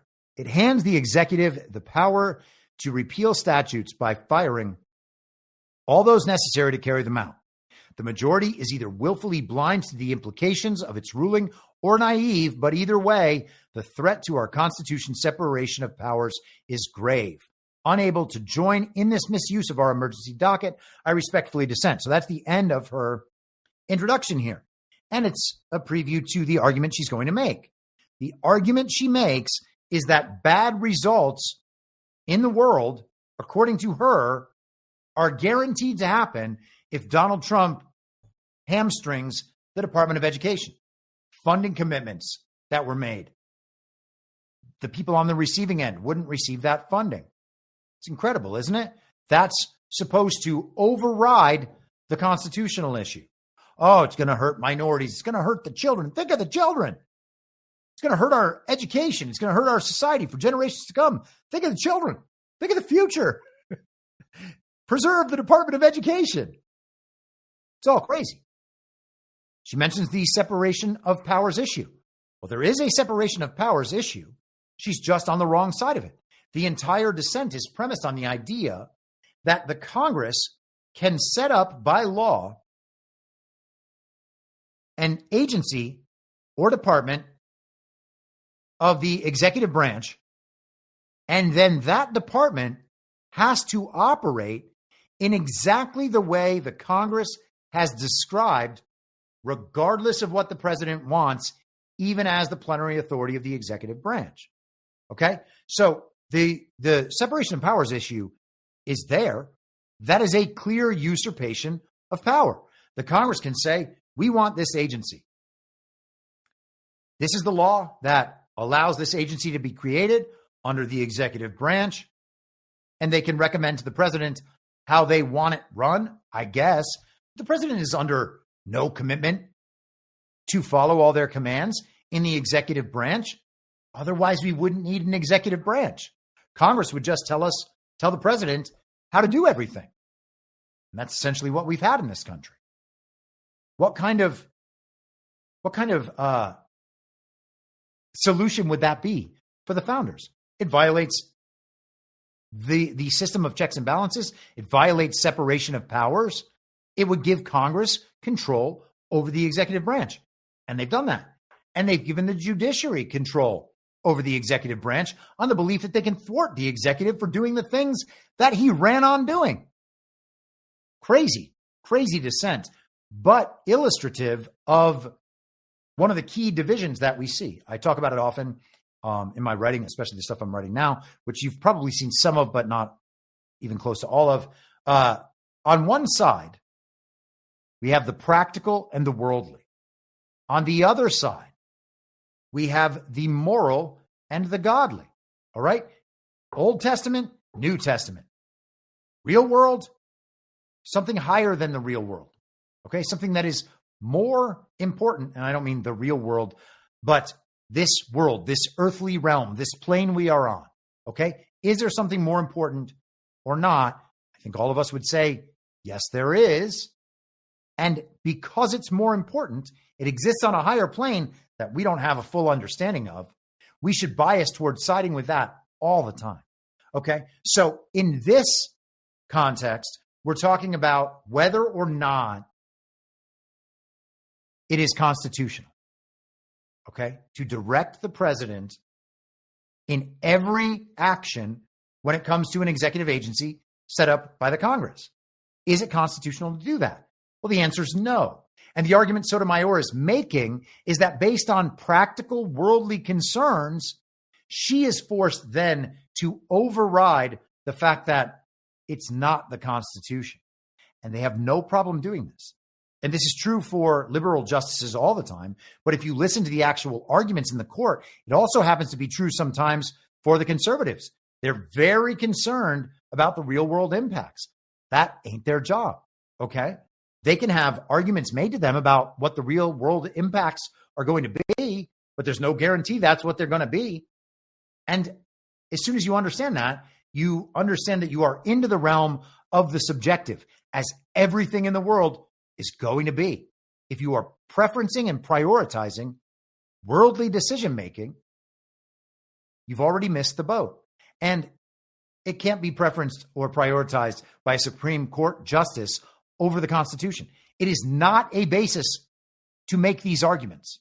And Sotomayor should be ashamed of herself, but of course that's impossible. And she also believes that it's her job, because she has obtained this position of power, to use it however she sees fit.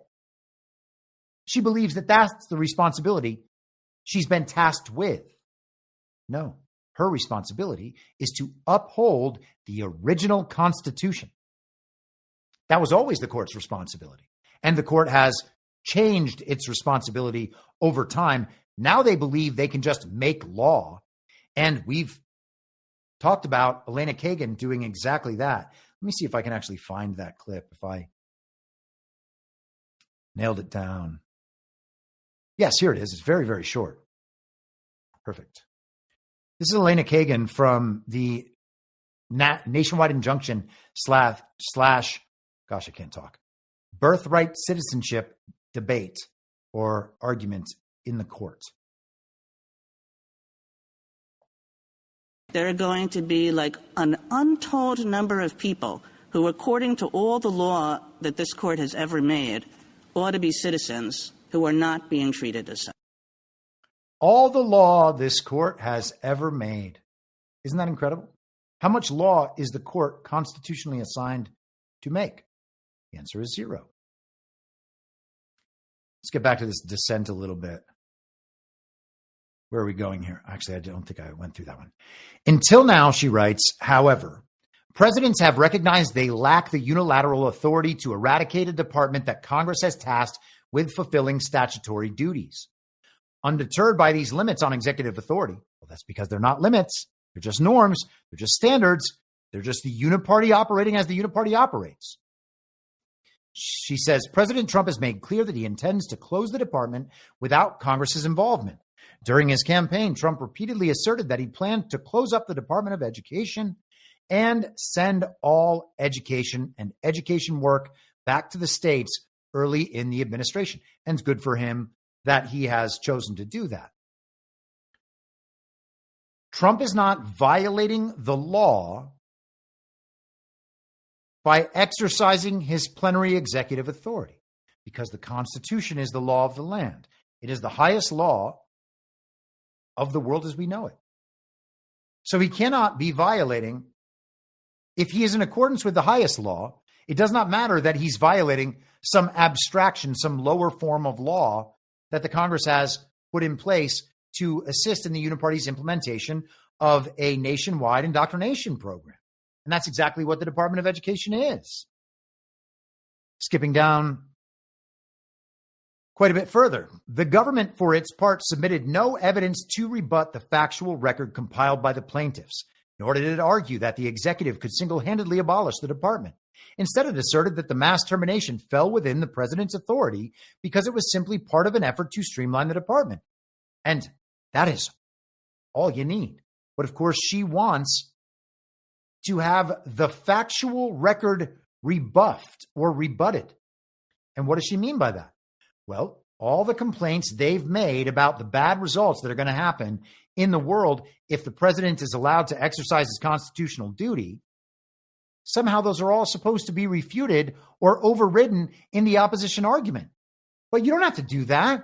They're under no requirement to say, no, Kami, sorry, that's just not true, and prove that it's not true and rebut all those arguments. They can simply ignore all those arguments because none of them are guaranteed to be true.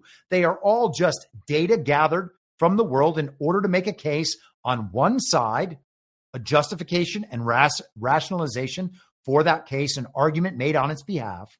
But at the end of that, all they're doing is saying this worldly concern has to trump the constitutional concern. No, it doesn't. It's the court's responsibility to make sure that never happens. Okay? It's not their responsibility to do that. To the extent that even the conservative justices believe that, they've gotten their duty wrong. Okay? It's their responsibility to make sure that the Constitution isn't violated, not to take into account and weigh and balance the real world effects that will come by their programs that were unconstitutional to begin with being eliminated. That's not their responsibility. Let's keep going. The founders of this nation entrusted the lawmaking power to Congress alone. And there is no provision in the Constitution that authorizes the president to enact, to amend, or repeal statutes. And she's citing case law here. The president, and court precedent, I should say. The president thus lacks unilateral authority to close a cabinet-level agency. Congress created the department, and only Congress can abolish it. The president, too, may not refuse to carry out statutorily mandated functions as assigned to the department, for he must take care that the laws be faithfully executed. Isn't that incredible? Continuing. What the executive branch may not do, however, is usurp the power to repeal laws by firing all those necessary to carry them out. Is that what they're doing? No. It's just the president, as the plenary authority of the executive branch, making the judgment that what the Congress set this agency up to do, what the agency is doing, is not in accordance with the president's mandate. It's not in accordance with the mandate of the people, and it's not in accordance with the Constitution. And it is the president's sworn oath and duty to uphold that original Constitution, just like it is for the Supreme Court. So Trump actually respects that duty. 6 justices yesterday decided they also, theoretically at least, respect that duty, and 3 are dissenting. Coming down toward the end here.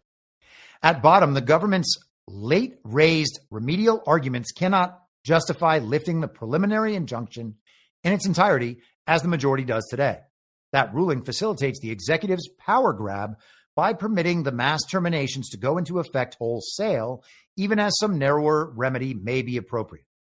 Skipping down again, while the government will no doubt suffer pocketbook harms from having to pay employees that it sought to fire as the litigation proceeds, the harm to this nation's education system and individual students is of a far greater magnitude.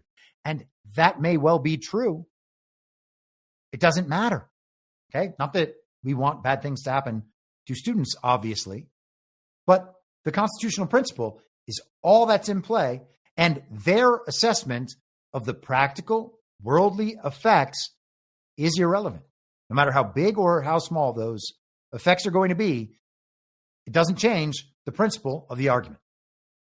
The department is responsible for providing critical funding and services to millions of students and scores of schools across the country.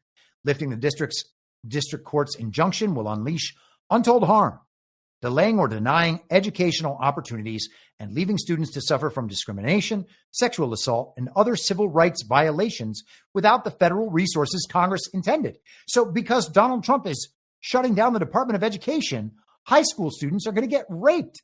That's what Sonia Sotomayor is saying. That's madness.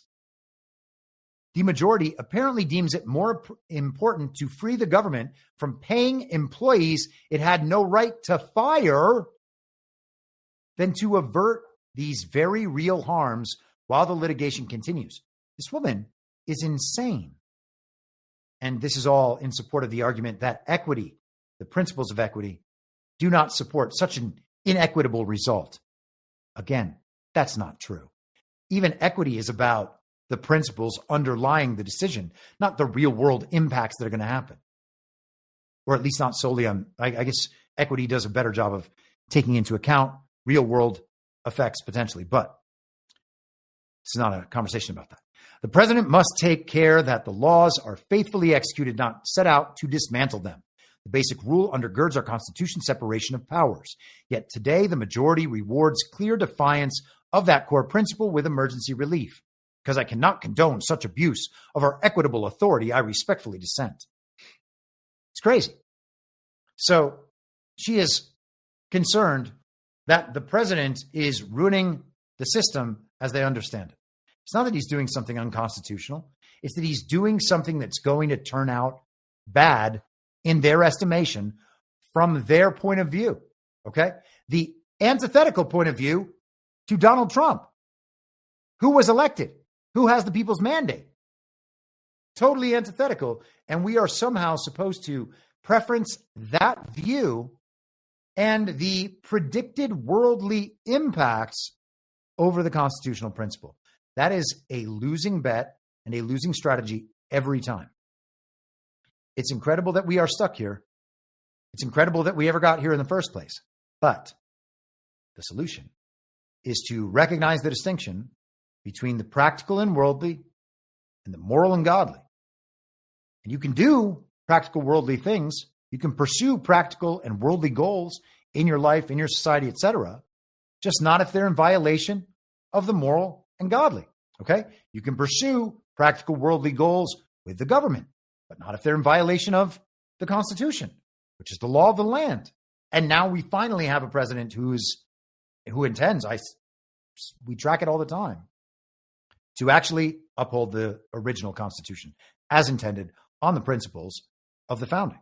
And I think that is wonderful.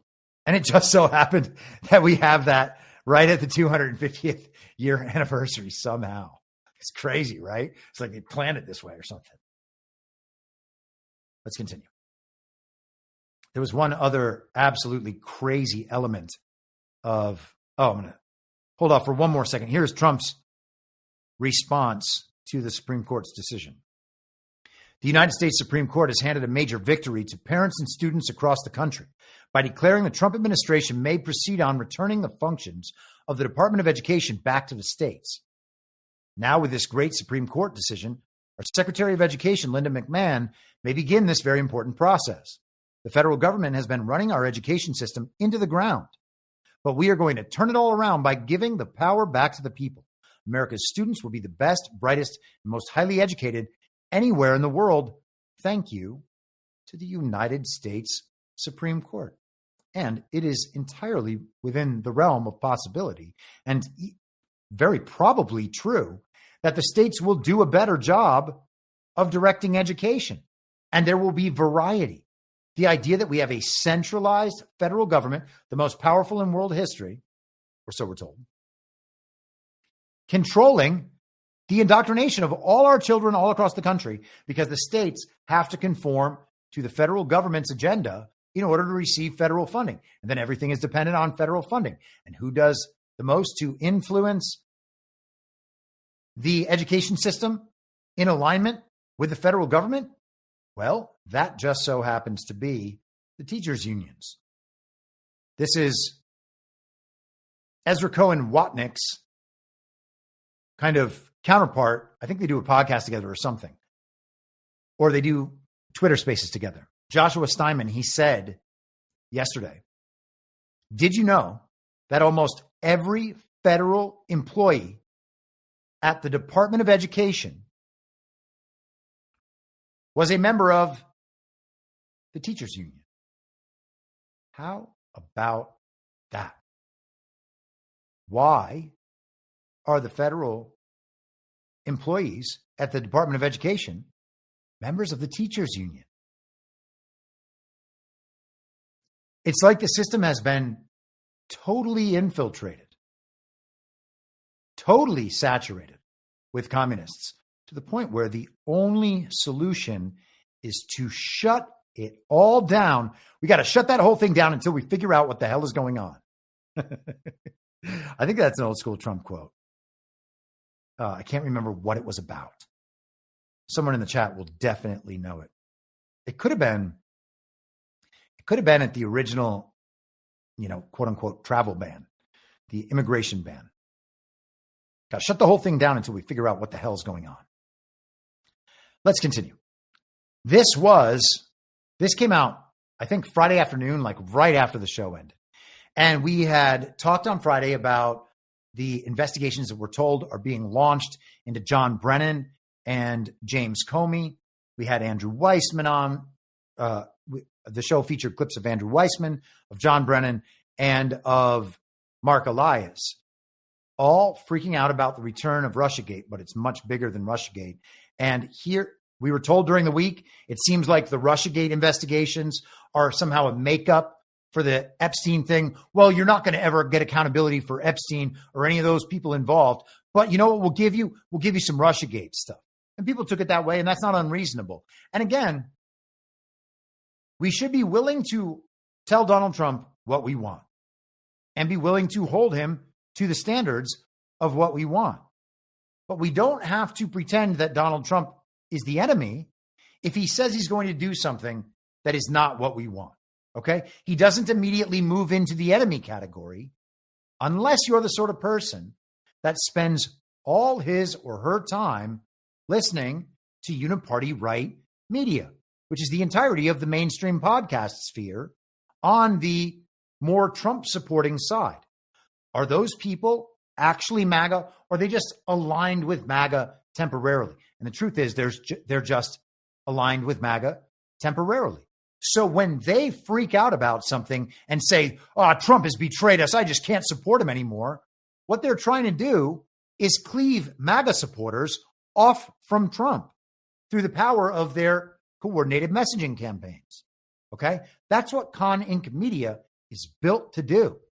And a lot of people in the truth movement and elsewhere are totally on board with Con Inc. Media figures in the podcast sphere. They think all these people are their good friends. Oh, yeah, they're telling me that I agree with them this time. What Trump's doing is morally wrong.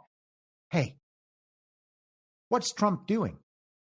Do you understand fully what he's doing? No? Then how can you say what he's doing is wrong? That doesn't make any sense at all. And again, I'm not claiming to fully understand what he's doing, but I'm pretty sure that I'm not just having an emotional reaction because we're going through all the possibilities. Totally calm, totally rational. While the alternative is you get consistent rage bait from the people on the screen. And then people get emotional, and then they get angry at Trump. And they've done this for 10 years, except when it's leading up to an election. Although many of them do it even when it's leading up to an election. And they'll just continue critiquing Trump all the time, trying to separate him from his base. Okay? You're going to leave Trump? You're going to still vote for Republicans? Yeah? Okay, well then, who does all that benefit? Clearly, it benefits the Republican establishment and the political parties as they've always existed, to the detriment of Trump and MAGA, which is, again, why they're doing it. Now, people are like, why do you hate these people so much? Okay, well, first of all, hate's a strong word. I think that they are bad because they are observably hoodwinking people I know and care about. That's the reason, okay? They talk online so that they can farm attention for likes, for social credits, for fiat tokens online. They're farming attention in hopes of these small material rewards, in addition to the attention they capture, their popularity, etc. They're doing all of that, and in the process, they are hoodwinking people I know and care about. They're getting them to take on a lot of bad and false beliefs, and they are being encouraged and prodded every single day to have emotional responses to what they are seeing on their screens. That is antithetical to this awakening process. It's not helpful. It's antithetical. I don't want to see the people I care about continuing to get hoodwinked by the TV screen and being emotional and letting that influence their judgment for years. It's crazy, but it's happening. So we were told to get mad at the Epstein thing. And then we were told the Russiagate thing, well, that's probably just a makeup story for the Epstein thing. Well, this is the next iteration, the next step of that. Friday afternoon, after we ended the show, this is John Solomon. Let me make sure I have this labeled properly. There we go. This clip is 4.5 minutes long. So if you are listening on audio and you've already heard the clip, you're welcome to fast forward to that point. I am going to duck temporarily off screen. Next week, over the next 10 days, the base who's been wondering, where's all that accountability? They're going to get some big surprises over the next week concerning where the conspiracy began, a few weeks before Crossfire Hurricane was open and when it ended, all the way in 2024, when they were still trying to pursue Donald Trump to keep him from winning the presidency. There's a big case that's been built by the Justice Department and the FBI. It's been masked by a lot of this infighting and drama and soap opera stuff. But the truth of the matter is, MAGA base Americans are going to be happy when they see where this is all heading in the next few weeks. Kash Patel's going nowhere. I hope Dan Bongino isn't going anywhere, but I do think he's going to take some time over the weekend to think that through.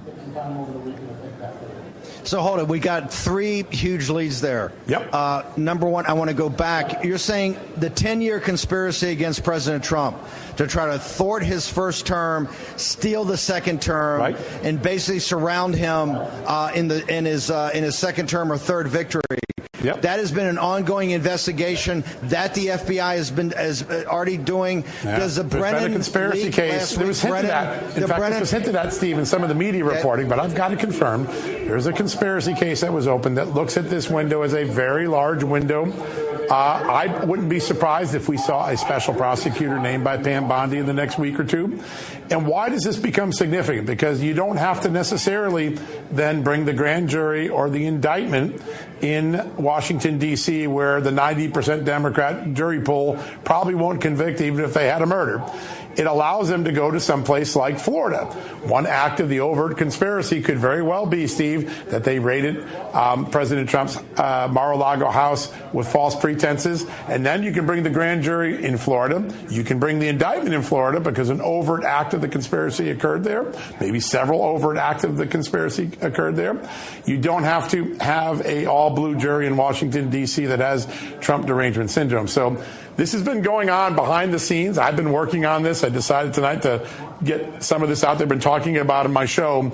This is a really big deal. Now, who becomes a special prosecutor? How far-ranging is it? That's to be determined by the scope memo that a Pam Bondi would write. But there is some work on a scope memo that's been done already.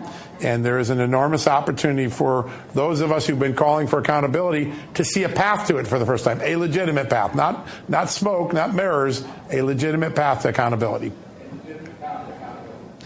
Also, let me just ask you on this conspiracy, does that mean, because people talk about the statute of limits and you can only get Brennan for perjury, lying to Congress, right, that you can't get him for everything involved in Crossfire Hurricane, everything involved with the nullification project, the Russian hoax. Are you saying by being a criminal conspiracy that's still ongoing that we can go back in time 10 years and still get Brennan and still get all these guys for more serious charges of conspiracy of a coup d'etat, sir? That's how conspiracy cases can work. You can charge a series of events into a larger conspiracy and go back beyond the window of time that the normal statute of limitations for any single crime occurred. And keep in mind, there's also, prosecutors can make a very powerful argument that if you didn't know the crime had occurred because it had been hidden, the statute of limitations could actually reset for a period of time. But I think the most likely scenario is a large conspiracy case, and it starts in the middle of July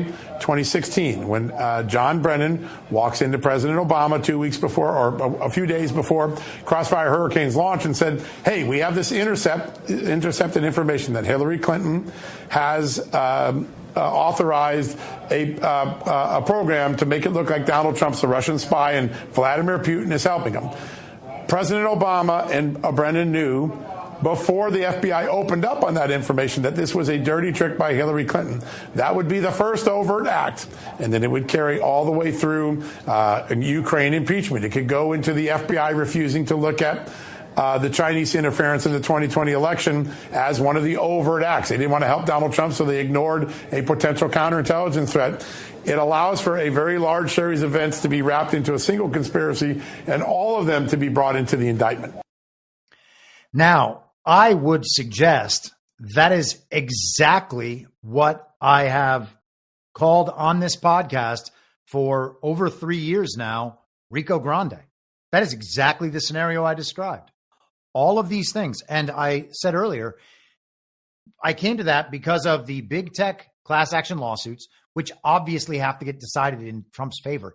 The platforms were involved in censoring the American people on behalf of the government, at the behest of the government, from requests, direct requests from the state to the platforms.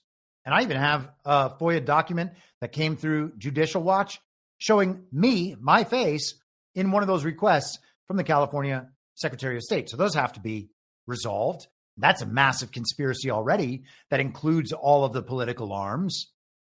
And then you've got Trump filing in the spring of 2022, Trump v. Clinton et al. And it names all sorts of co-conspirators and unlimited co-conspirator organizations classified under John Doe and ABC corporations, which is just every corporation or organization that could be involved with the conspiracy. RICO is racketeering, influence, and corrupt organizations, I think. And the idea is that the conspiracy to violate the law is itself a crime. Participating in a conspiracy to violate the law is itself a crime. Okay. So if you are doing your job lawfully, but for a criminal conspiracy that you have made yourself part of, you are involved in the crime for doing your job, quote unquote, lawfully. It would make it unlawful, obviously, because you were doing it in furtherance of a criminal act. And so that is where it's going. Now, I would encourage anybody who hasn't done it, and if you're really fascinated by this stuff, to read Trump v. Clinton et al. I think it's like 100 pages, but it's really interesting. And it lays out like the entire Russiagate, et cetera, conspiracy, the subversion of Donald Trump. It lays out in full. And I would suggest then, as we've talked about, again, many, many times over the years, back since 2023, definitely 2022, when it comes to John Durham, because I think it was about 2 years ago, just right about, I think maybe even the same week, 2 years ago, when John Durham testified in congressional hearings and Matt Gaetz was there grilling him. I said then, I think this special counsel evidence and the evidence brought forward at trial is going to be pushed into RICO Grande. All of this information has now been tested in court, and it then gets added to this much bigger effort that brings the whole thing down at once. I think we're about to see that. John Solomon updated yesterday. Tonight's show is accountability, and we are starting to get some recently. Our new reporting up at justthenews.com says that the FBI has opened what they are calling a grand conspiracy probe on the weaponization of government and the Department of Justice, dealing with everything from the Russian collusion hoax back in 2016 right up to Jack Smith's antics nearly a decade later. It will be investigated as a possible ongoing criminal conspiracy. A lot of things happen with that. Now, the investigation was opened several weeks ago by FBI Director Kash Patel, and now it might get a big-time boost from President Trump. They need him to declassify tranches of evidence that could signal how the 2016 Russia collusion conspiracy started. We're going to try to see if we can get President Trump on the show tomorrow night. We'll keep you posted on it. Now, remember Hillary Clinton's classified email server? That's what the first piece of evidence is related to, a classified annex to the Inspector General's probe of the Clinton email server. Now, apparently, that annex is said to show some wrongdoing was done, but it was ignored by the FBI. They didn't look at it. We'll have a guest on later in the show that can help us understand what that's all about. Second tranche of evidence also deals with Hillary Clinton, and it was identified by former Russiagate special counsel John Durham. It was placed in a classified annex also. It was dubbed in Durham's report the Clinton Plan Intelligence. So the central question is twofold. What did the government know about how Russiagate started? And when did they know it? Because if they knew it wasn't credible, that Hillary Clinton was behind it and it was just a dirty trick, and they started to investigate it anyways, it's going to be a big problem, a big part of that conspiracy. The ball is now in Attorney General Pam Bondi's court. She can decide to appoint a special prosecutor on this, and if she does and treats it like an ongoing conspiracy, the statute of limitation for old crimes goes away, and she can impanel a grand jury in a place like Florida, not District of Columbia. Why? Because Jack Smith raided President Trump's Mar-a-Lago home in Florida. So that'll be a big advantage for the prosecution. We'll keep you up to date. So Pam Bondi's going to be doing this? What's the Pam Bondi narrative that is prevalent in public right now? Pam Bondi is the bad guy. Trump keeps saying she's doing a great job, exactly what he wants her to be doing, and she's got all this important stuff she's doing. But Pam Bondi, we're told, is the bad guy, right? As she's about to initiate the RICO Grande process. Isn't that crazy? It's like that, like the Grok thing. They knew that Grok was going to be announced as a military partner And so that week you make Grok look like the worst, most dangerous platform ever, and maybe we can get the administration to stop. Well, somehow it doesn't work. It's crazy, isn't it? It never works. Let's continue, though, on the Bondi business. This is what Donald Trump posted on Saturday. And this, oh boy, did this make people mad. I mean, people love getting mad, especially at Donald Trump. Because, again, getting mad at Donald Trump, if you're on the uniparty right or on the uniparty left, everybody in your social circle is going to be impressed by you getting mad at Donald Trump. The communists will be impressed because they agree with you. And the other uniparty right establishment Republicans who are always tickle fighting with their liberal friends, they'll be impressed by it too. Oh, yes, I can see you have integrity because you are turning on Donald Trump based on that emotional story you saw on the screen. Smart. What's going on with my quote-unquote boys and in some cases, quote-unquote gals, Trump says. They're all going after Attorney General Pam Bondi, who is doing a fantastic job. We're on one team, MAGA, and I don't like what's happening. We have a perfect administration, the talk of the world, and quote-unquote selfish people are trying to hurt it, all over a guy who never dies, Jeffrey Epstein. The guy never dies? Is he dead? Is he alive? Is he only a fictional construct? For years, it's Epstein over and over again. Why are we giving publicity to files written by Obama, Crooked Hillary, Comey, Brennan, and the losers and criminals of the Biden administration who conned the world with Russia, with the Russia hoax? 51 quote-unquote intelligence agents, quote, the laptop from hell, end quote, and more. They created the Epstein files, just like they created the fake Hillary Clinton, Christopher Steele dossier that they used on me. And now my so-called friends are playing right into their hands. Now that is a bold claim that we haven't really dealt with. The possibility that those people could have created the Epstein files, that makes it sound, and I'm just saying, I'm not saying what the underlying truth is. I'm saying it makes Trump sound as though he believes the Epstein files are a wide-ranging anti-Trump effort. Is that possible? Maybe. Depends on how long you think that Trump has been groomed for this role by the military or whoever else, and how far back you think this plan goes. I should have mentioned with the RICO thing, the statute of limitations is gone because it's just the most recent element of the crime, and anything else involved in the commission, the conspiracy to commit these crimes, can be counted no matter how far back it goes. Maybe it goes all the way back to Kennedy. I don't know. But let's keep going. Why didn't these radical left lunatics release the Epstein files? If there was anything in there that could have hurt the MAGA movement, why didn't they use it? They haven't even given up on the John F. Kennedy or Martin Luther King Jr. files. No matter how much success we have had securing the border, deporting criminals, fixing the economy, energy dominance, a safer world where Iran will not have nuclear weapons, it's never enough for some people. We are about to achieve more in 6 months than any other administration has achieved in over 100 years, and we have so much more to do. We are saving our country and making America great again, which will continue to be our complete priority. And I would agree with him, by the way. Even just the tariffs thing and eliminating the top-down control apparatus over the world's economy is the greatest accomplishment of a president in 100 years. He says, and we have so much more to do. We are saving our country and making America great again, which will continue to be our complete priority. The left is imploding. Kash Patel and the FBI must be focused on investigating voter fraud, political corruption, Act Blue, the rigged and stolen election of 2020, and arresting thugs and criminals instead of spending a month looking at nothing but the same old radical left-inspired documents on Jeffrey Epstein. Let Pam Bondi do her job. She's great. The 2020 election was rigged and stolen, and they tried to do the same thing in 2024. That's what she is looking into as AG and much more. 1 year ago, our country was dead. Now it is the hottest country anywhere in the world.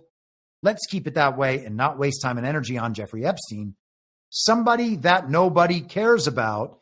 Thank you for your attention to this matter. Well, it's definitely not true that nobody cares about it, okay? People do care about that story. That is undeniable. There is a good reason to care about that story to the extent that it is true. If it is true, it is an incredibly important story, okay? So nobody should let off the gas in terms of demanding the full truth from the administration. But think about what happened here. Donald Trump posted something he knew would go next level viral. Okay?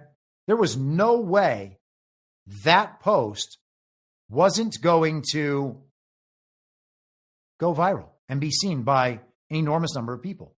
Now, I would imagine that most of the times that this post is covered by media, they're chopping out that whole last third where Donald Trump says that the FBI and Bondi should be focused on the rigged and stolen election of 2020. So that's the medicine. The viral post is the spoonful of sugar. And Trump can package that spoonful in ways like this and make sure that it is taken by virtually everybody. And I think that that is a major benefit to his communication style. Now, was the post created specifically for that goal, or specifically with that goal in mind? Perhaps not.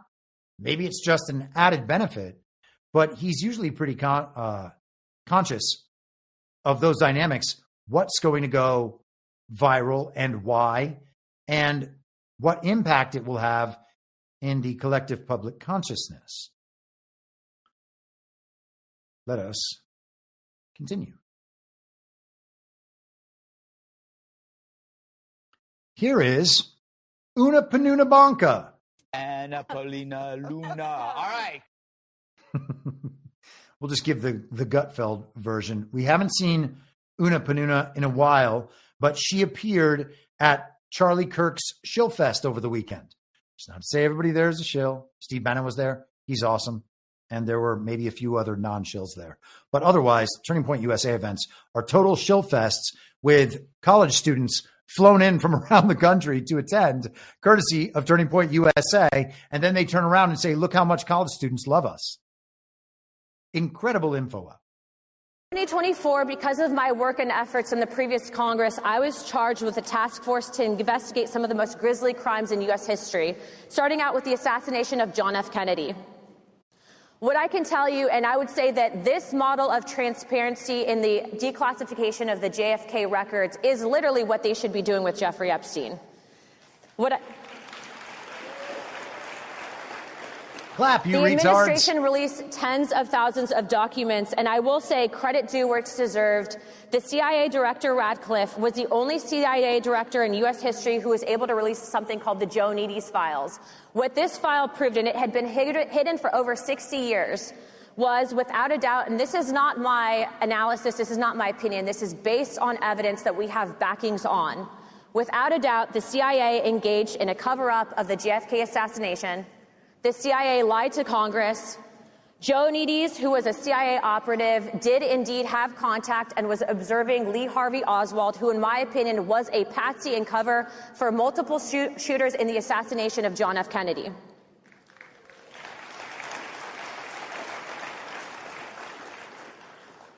If you would have said that last year, a couple of years ago, they would have called you conspiracy theorists.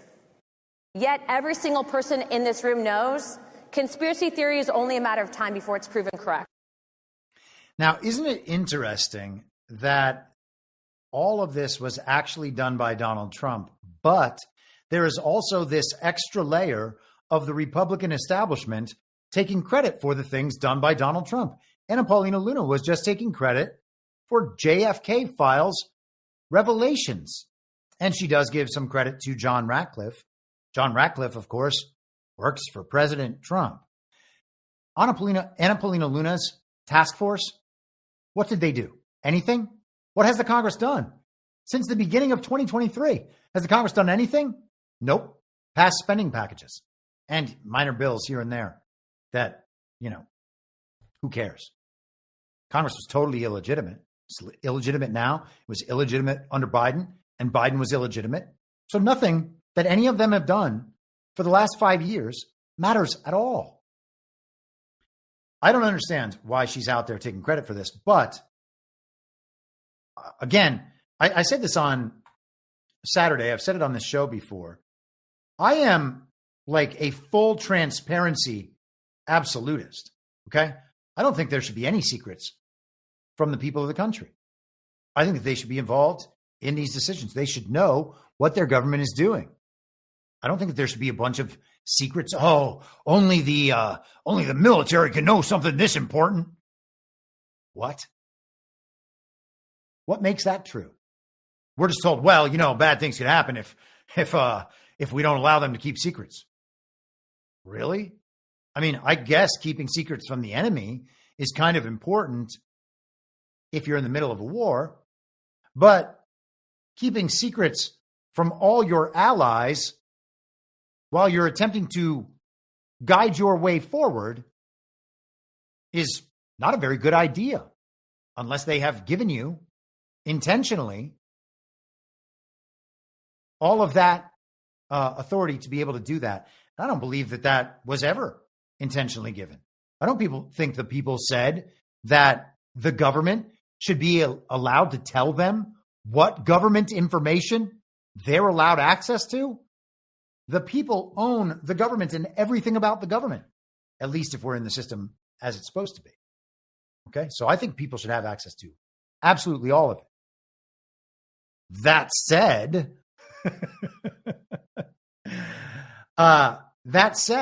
I'm not going to just jump on the anti-Trump side on these issues because it's not full transparency yet. Okay, we got to wait and see what happens. I mean, how many times have these same people gone hard anti-Trump immediately, only to later find out that was all wrong? And anybody who went along with them got hoodwinked along with them, which means that person has one more claim that they have to say, oh, you know what? I was wrong about that too. Because these people keep hoodwinking them over and over again. You can imagine a scenario where all of this was laid out, specifically scripted in a plan, with Trump out of the picture. Would they still be disclosing these facts about what happened through these means? I would suggest yes, they absolutely would be doing that. If Kamala or Joe Biden or JD or Ron or Nikki Haley or whoever else was said to be the president of the United States of America, then we would have this effort from these congressmen, the oversight committee and their investigations, all this. That stuff would still be going on anyway. And because they're now both going on, Trump is here doing the things and the scripted op has not concluded. We're getting Trump doing the things and then the people in the scripted op attempting to take personal credit for the things Trump did. It's very strange. These people are totally untrustworthy, by the way. I don't know how anybody takes these people seriously. Let us keep on moving. Keep on moving. Don't stop. No. This was from last year. Well, K-File over on X, formerly Twitter, posted this yesterday. Yesterday. But it was from an interview last year during the campaign. This is Fox News. The FBI, all those institutions. You're right. Some people think that one way to build trust is to declassify things that everyone's talking about. I know you talked earlier about, I don't want to be a conspiracy theorist. So if you were president, would you declassify, you can answer yes or no to this. Would you declassify the 9/11 files? Yeah. Would you declassify JFK files? Yeah. I did a lot of it. Would you declassify the Epstein files? Yeah, I would. All right. I guess I would. I think that less so because, you don't know it. You don't want to affect people's lives if it's phony stuff in there because there's a lot of phony stuff with that whole world. But I think I would, or at least. Do you think that would restore trust? Help restore trust? Yeah, I don't know about Epstein so much as I do the others. Certainly about the way he died. It'd be interesting to find out what happened there because that was a weird situation and the cameras didn't happen to be working, et cetera, et cetera. But yeah, I'd go a long way toward that one. The other stuff I would definitely do the January 6th because, beyond all of them. Because what happened? How about the Unselect Committee? They had meetings. They had all Democrats. Okay, so he's worried about the phony stuff in it. What would the situation be if we had all the real Epstein evidence and added to all the real Epstein evidence a bunch of fake Epstein evidence that actually implicates all sorts of people that A, didn't do anything, and B, are enemies of that same regime. So maybe some of their people get sacrificed. Well, we're going to make it hurt the other side just as much. If there was phony information in there, how would you parse that? How would you handle that situation? Is that possible? Yes, it's possible. Do I know it's happening? No, but it is possible. And so we at least have to be open to the possibility. And, we don't trust that we understand what Trump is doing, but we understand that over the long arc of Trump, trusting him and understanding that he is headed in a direction, knowing that's the direction we need to go, that is a proper way to assess this. It's not full, unconditional trust, come what may. We have very strong reason to believe that this guy is headed in the right direction, and we can visibly see him leading us in that direction as well, and the country in that direction. So this guy probably deserves the benefit of the doubt, whereas all the people screaming about this guy online don't deserve any of it, including from the uniparty right media. This is Fox News, again, doing this interview. K-File, Andrew Kaczynski, who is all those institutions. You're right. CNN, sorry, I don't know why that started again. He said, I had not seen this Fox News extended interview with Trump from 2024 where they deliberately edited his Epstein answer, where he won't commit to releasing the full files because of phony stuff in it. So we have a situation where Fox News edited an interview with Donald Trump and changed the content. And this is right after Donald Trump finishes the settlement with CBS over editing a Kamala interview and trying to make Kamala look smart while she's actually brain dead. Kaczynski followed it up on X, formerly Twitter. Check out what Trump said versus what Fox edited. And you just heard what he said. Sorry, maybe I think that I grabbed the wrong post. Anyway, the long and short of it is, in the Fox News interview, they basically cut off after Trump said, yes, I would release the Epstein files, and didn't give the other caveats and hesitations. So take that for what it's worth, but an interesting difference there. It has sparked quite a bit of controversy over the last couple of weeks, worthwhile or not. Now, Eric Weinstein has talked about Jeffrey Epstein a number of times, and there were a bunch of clips going around yesterday of him discussing this. And unfortunately, many of them are, one of them is 13 minutes. One of them is 7.5 minutes. It's just not the kind of stuff we're going to go through on the podcast. But he was basically making the case that Jeffrey Epstein was a construct, a cutout, somebody that was created by the intelligence agencies, put in all these various positions. And because of that, he is essentially a totally unknown, except we can understand that someone was running him. Okay. And I think that comports with a lot of what people believe, whether it's Mossad or someone else. Israel, of course, denies that it's Mossad. I think Ben Shapiro was out there denying that it's Mossad, which makes sense.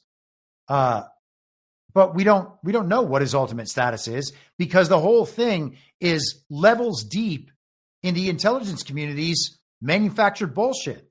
Okay. That has to be accounted for somehow. We can't just say that we assume all of it's true because we're looking out for the children. It's not looking out for the children to believe a bunch of false things and be chasing down rabbits in rabbit holes. Okay. That's not helping children. Again, this is to provide no cover whatsoever for Jeffrey Epstein. I said on DPH the other night, actually, and I think this is important to understand. Donald Trump, to the extent that over the last 10 years or 9 years, whatever it is, 8.5 years that he's been president, to the extent that he has shut down the slave trade at the southern border, that is a major, major piece of the global human trafficking, sex trade, sex trafficking, and child trafficking apparatus. That is industrial scale saving kids, okay? And everybody in the base believes that Trump has done that. And now he's saying that he might have to delay these files, or that the files that are the Epstein files, quote unquote, because now that denotes a particular set of information. If he's saying that some of that's phony, that it's designed by these nefarious characters to harm the America First movement, well, if you're shutting down the industrial scale child trafficking operation, and I think that probably, I should just say it this way, I think that probably entitles you to at least a little benefit of the doubt when it comes to the Jeffrey Epstein situation. Trump is obviously in a much better position to know what's in there than we are. And again, it's not just carte blanche, trust Trump. Push for full transparency. But punishing Donald Trump and siding with the people who have been anti-Trump at virtually every point for the last 10 years doesn't seem to make a lot of sense in my mind. Now, Chris Langan had some similar analysis along the same lines. And again, a lot of this stuff is stuff that the truth community has considered, that we talked about on this show, stuff you'll know, etc. But it's important, and I think he lays it out pretty well. He says, I see a couple things wrong here. I was in New York when Epstein and Maxwell began their sex trafficking ring in the late 90s. Epstein was already palling around with Trump in New York and Florida. I met Trump in the mid-90s at Mar-a-Lago entirely by accident. At the time, he was still married to Marla Maples, but they were clearly on the outs. I don't recall seeing Epstein there. I never heard from Epstein or Maxwell. Yet my wife and I even had little Keith Raniere, Nancy Saltzman, and maybe one of the Bronfman sisters show up at a mega foundation conference in Connecticut trying to recruit me/us for Raniere's sex cult in Albany. Naturally, I declined. And he's talking about NXIVM there. Raniere had a sex trafficking ring too, and he was definitely in the sexual blackmail business. Raniere knew very well that I had ideas worth following. If what Eric here says were true, why would neither Epstein nor Maxwell have been smart enough to realize it? Doesn't make any sense. If I can make virtually anyone in Epstein's former circle look like a monkey, or he's saying I can make everyone in Epstein's former circle look like a monkey. So if Epstein were really about controlling the scientific narrative and worldview, what was the little turd thinking? Epstein and Maxwell were running a sexual blackmail ring, plain and simple. And they had no interest in me because I wasn't blackmail material. I later met some people actually in the intelligence community and had reason to rethink this, but only as far as they were concerned. Epstein and Maxwell were another story. They sucked around big universities and big names for just one reason, to get close to the kinds of people susceptible to sexual blackmail. Besides, Eric was already a part of the globalist crowd. He even wrote the UN pilot document on mass immigration, migration for the benefit of all, towards a new paradigm for migrant labor. And he cites the abstract. Programs which import migrant workers offer the promise of increased productivity, lower consumer prices, cultural interchange, and higher living standards for workers coming from poor countries. So migrant workers there are then considered very good under that rubric. As for the increased productivity and lower consumer prices supposedly in the offing, we haven't seen any of those yet. Quite the opposite, in fact. But as for cultural interchange and higher living standards for migrant workers, we've seen entirely more than we ever wanted to. That's because we've been on the hook for it and frequently victimized by it. And let's continue with one more from Chris Langan.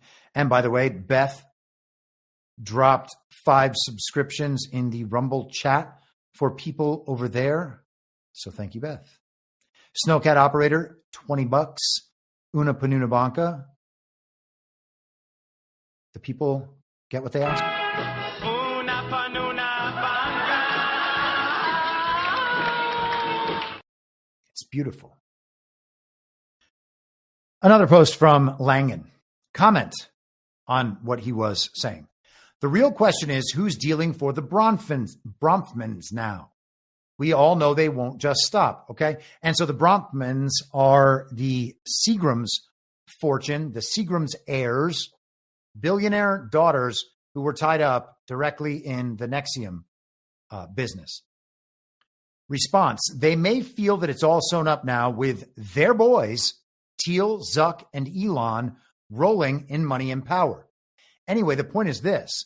There's a very short, very clear chain leading directly from Epstein to Rainier and Nexium. It goes like this. Epstein, Les Wexner, Edgar Bronfman Sr., Claire and Sarah Bronfman, Edgar's daughters, Keith Rainier. Okay, so 5 degrees of separation there, all with people we know who definitely knew one another and were in the same sort of business. Very little has been made of this connection. It unfolds to this. In 1991, Wexner and Bronfman funded the Jewish Study Group, a pro-Israel lobby lobby group that reputedly influenced U.S. foreign policy in the Middle East. Under the name MAGA, the group was associated with the Israeli intelligence agency Mossad as a, quote, vehicle for influence operations in the United States. In addition, there's been considerable overlap between the legal defense teams of Epstein and Rainier, from Alan Dershowitz to criminal defense attorney Mark Furnich, who represented not only Epstein and Rainier, but John Gotti and El Chapo. Do you follow? This wasn't some isolated operation in which Ghislaine glued herself to Epstein and they went on a sexual trafficking / blackmail toot just for the hell of it. It was a wide-ranging and top-down, all the way from Mossad with love. It was wide-ranging, I should say. Both Rainier and Epstein ended up in prison, and if they didn't know each other or understand that they were Israeli employees, it's some kind of miracle. Yet, to my knowledge, they were never connected by the press. Personally, I'm very happy to have stayed out of it. So all of that, I think, is very interesting from Chris Langan, and I just realized that I did not have that shared. The only clarification I would make from my perspective is that, viewed through good twin, evil twin, it would be inaccurate to call that an Israeli operation. It could have been based in Israel as the top of the chain for the direction of the global regime, but it's a regime operation, okay? We can separate the Israeli thing, the Jewish thing. In terms of the regime, the identity as Jewish is a cover that provides them a narrative defense for people unwilling to, unwilling probably works, unwilling to engage with the fact that maybe not all Jews are oppressed and good people, okay? And so I understand that identification of the regime figures as Jewish, they believe, and I think they believe correctly, provides them a narrative defense that they find very, very useful, okay? And so implicating then Israel or Jews on their behalf is slightly inaccurate. I'm not saying it's wrong, okay? In all cases, certainly. It's often very true. It's just not true in all cases. And so I think I prefer to try to get that as accurately as I believe we can see it. And I do believe we can see it that accurately. I don't think that we have to get totally dragged into that position. And again, if you read the Bible, many of the people accepting Jesus Christ as their Lord and Savior were Jewish. And I think it's our responsibility as Christians to allow for the possibility that Jews might find Christ. And hence, then we are not entitled to do things like exterminate them, which is apparently what a lot of people out there seem to want to do. Okay. Let us move on from Langan. So these were the kinds of headlines we got over this past week. This is MediaIte. Trump was very angry with Dan Bongino, CNN reports. Let's listen to Anderson Cooper and Ben Shapiro with long hair. Tell us what's going on. Is it clear where Deputy FBI Director Dan Bongino, his career is headed tonight?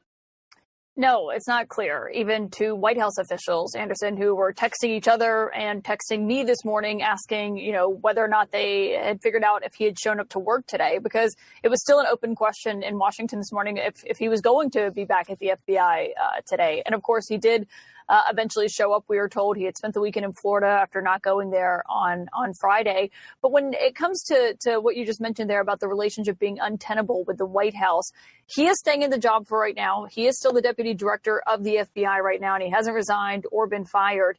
But the relationship has deteriorated so much that there are officials inside the White House who have not spoken to Dan Bongino in days, even though, of course, the question of whether or not he was still going to be employed by the federal government was still a big one for officials over the weekend. And I was told the president was very angry with Dan Bongino and also the FBI director, Kash Patel, to a degree, which is why you saw Patel put out that statement over the weekend saying he had no plans to resign and was going to work for Trump as long as he would have him. Obviously, right now, they're trying to basically just get their arms around the story and control it and stop the fallout from continuing as it's only continued to grow. And their base has only gotten angrier about not getting answers to the questions that they were told they were going to get answers to. And so, yes, Dan Bongino may stay in the job for right now. We have no indication that he's left, but there is a real question of the future of that relationship, especially given the ultimatum he made over the Attorney General, Pam Bondi, after she confronted him. And also just the fact that he's not speaking to a lot of people, whether that's in the White House or Evan Perez was told earlier he had not spoken to anyone at Justice Department leadership since last Wednesday. And obviously that is a key relationship for the deputy FBI director to have, and one that has just really deteriorated at this point. So Dan Bongino is so mad and so sad about the Epstein files and Trump's position on the Epstein files that he did not come to work on Friday, and now he's thinking about resigning from the FBI.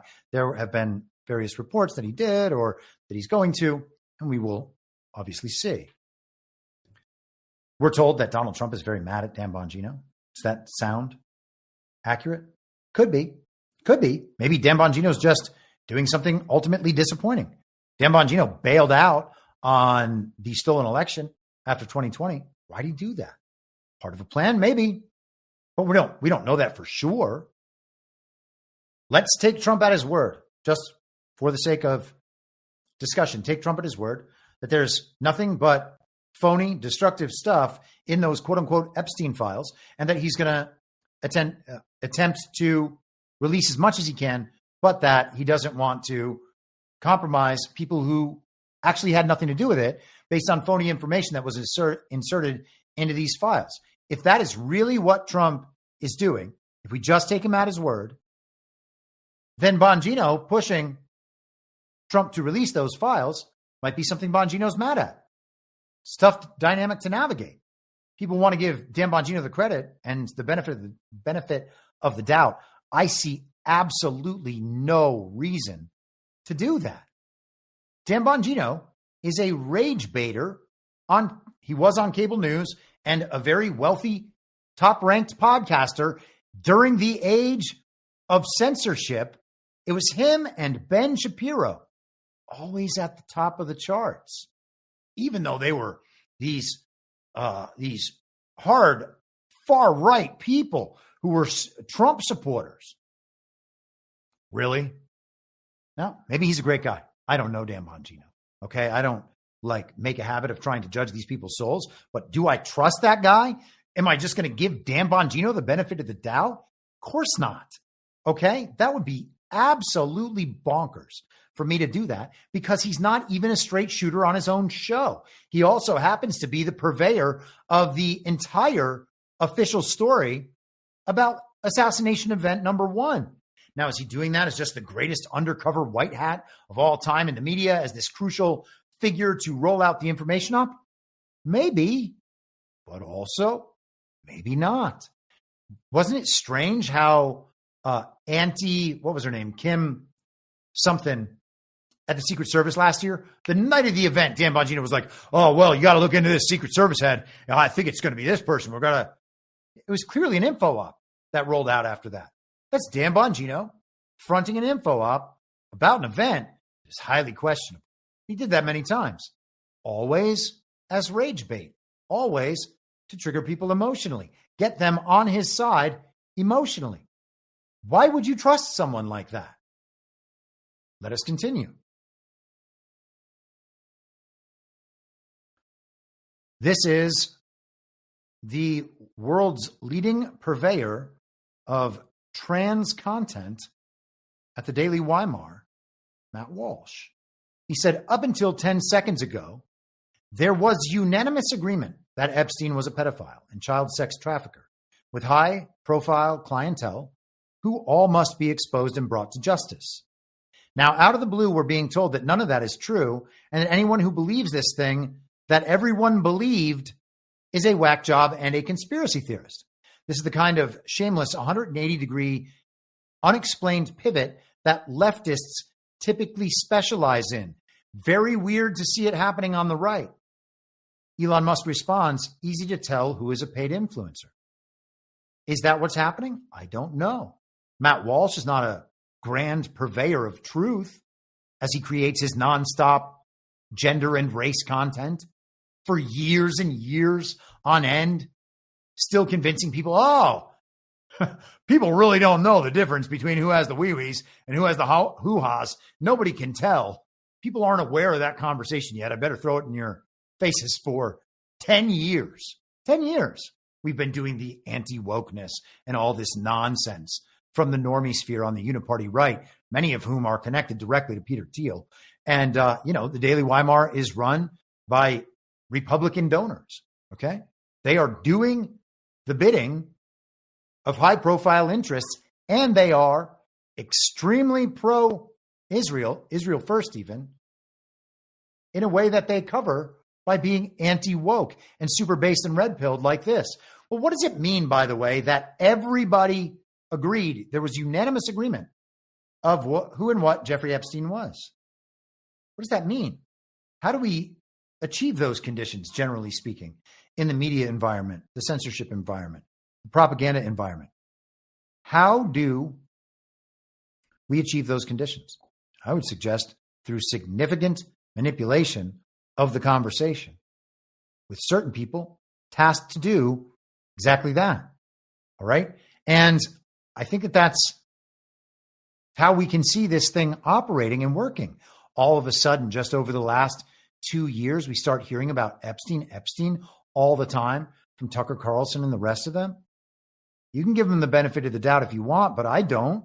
I watch the same purveyors of nonsense and bullshit who all pretty much ignored our stolen elections, called Joe Biden the president, just continuing to do the exact same things that they were doing. And Charlie Kirk just put all of them on stage over the weekend to do exactly that. Now, maybe this is all orchestrated from the top for some grand design that I am not privy to. That is entirely possible, okay? And I'm not discounting that possibility. But one of the other things I've also witnessed over the last week and a half, let's say, what is it, 8-9 days, is the proliferation of bot swarms on Truth Social, all of them attempting to cleave Trump's base from Trump on the Epstein issue. There are bot swarms pushing that position, just like there were bot swarms pushing the anti-Trump position on Ron DeSantis. The entire DeSantis simp op was supported by bot swarms, and I believe that the members of the op were directing those bot swarms, and that's why they were following those bots, people like Thomas Massey and Harmeet Dillon. Okay? The bot swarms were there. That much is obvious. There were also bot swarms for the NAFO operation, the North Atlantic Fellas Organization, the cute little dog cartoons that spent all their time harassing everyone online about Ukraine. And Adam Kinzinger was right alongside them. Okay, so when you see bot swarms, you got to wonder, what's that for? Why is this particular issue? Why is this an attack point? And why are they trying to shut down certain speech from certain people using that as an attack point? You can go in my Truth Social. I posted a thing about the invasion on Saturday. And in the comments, I don't know if it's 100 bots, but 30, 40, 50, it's a lot. And you can go to their accounts. You can see who they're following. It's like 8 people, all of whom have the same critical feature as the bot account, which is they were just started last week or a few weeks ago. Why did they start so many of these accounts a few weeks ago? Why did people join Donald Trump's platform to harass MAGA supporters about Jeffrey Epstein? And of course, they're not people, they're bots. Okay. And you can recognize the accounts. You can see how they respond. They post terrible memes. One of them the other day posted something that was clearly written by AI. And when you think about that, kind of becomes more prevalent. How does AI sound? Well, AI sounds, generally speaking, like snarky leftist journalists. Okay. If they are trained by normies and bot swarms and influence operations, they're going to sound just as clever and smart and informed as the media figures who are used as input. Okay. So you can see a bot swarm forming to cleave Trump from his base over the issue of Jeffrey Epstein. When you know that effort is out there and real, we should be really cautious to support that effort, to do anything that aligns with that effort. Okay. And as far as I'm concerned, that sort of thing is enough to say, hands off on this for a little while. We can see what the attack points are coming at Donald Trump, and got to wonder what that means. This is The Hill.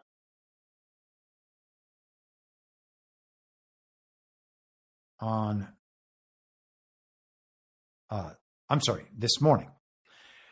This is The Hill this morning. Trump faces MAGA midterm warnings on Epstein. Conservative influencers and personalities furious at the Trump administration's announcement that it will not release any more information surrounding disgraced financier and sex offender Jeffrey Epstein have repeatedly issued a warning. This will cost Republicans in the midterm. So The Hill, a mainstream publication, the first person they cite is Liz Wheeler. She was that little blonde lady who was invited to the White House to take part in the Epstein files binder op. And then she advertised to the public that this was the greatest administration when it comes to transparency that had ever existed. And we should all be super happy that people like Liz Wheeler were the ones who got the Epstein files, even though she works for the Blaze, even though she is not very bright, and even though she brings on purveyors of anti-Trump ops all the time and has for years. And anti-MAGA, too. It's not just about everybody has to kiss Trump's ass. I don't care about that. Okay?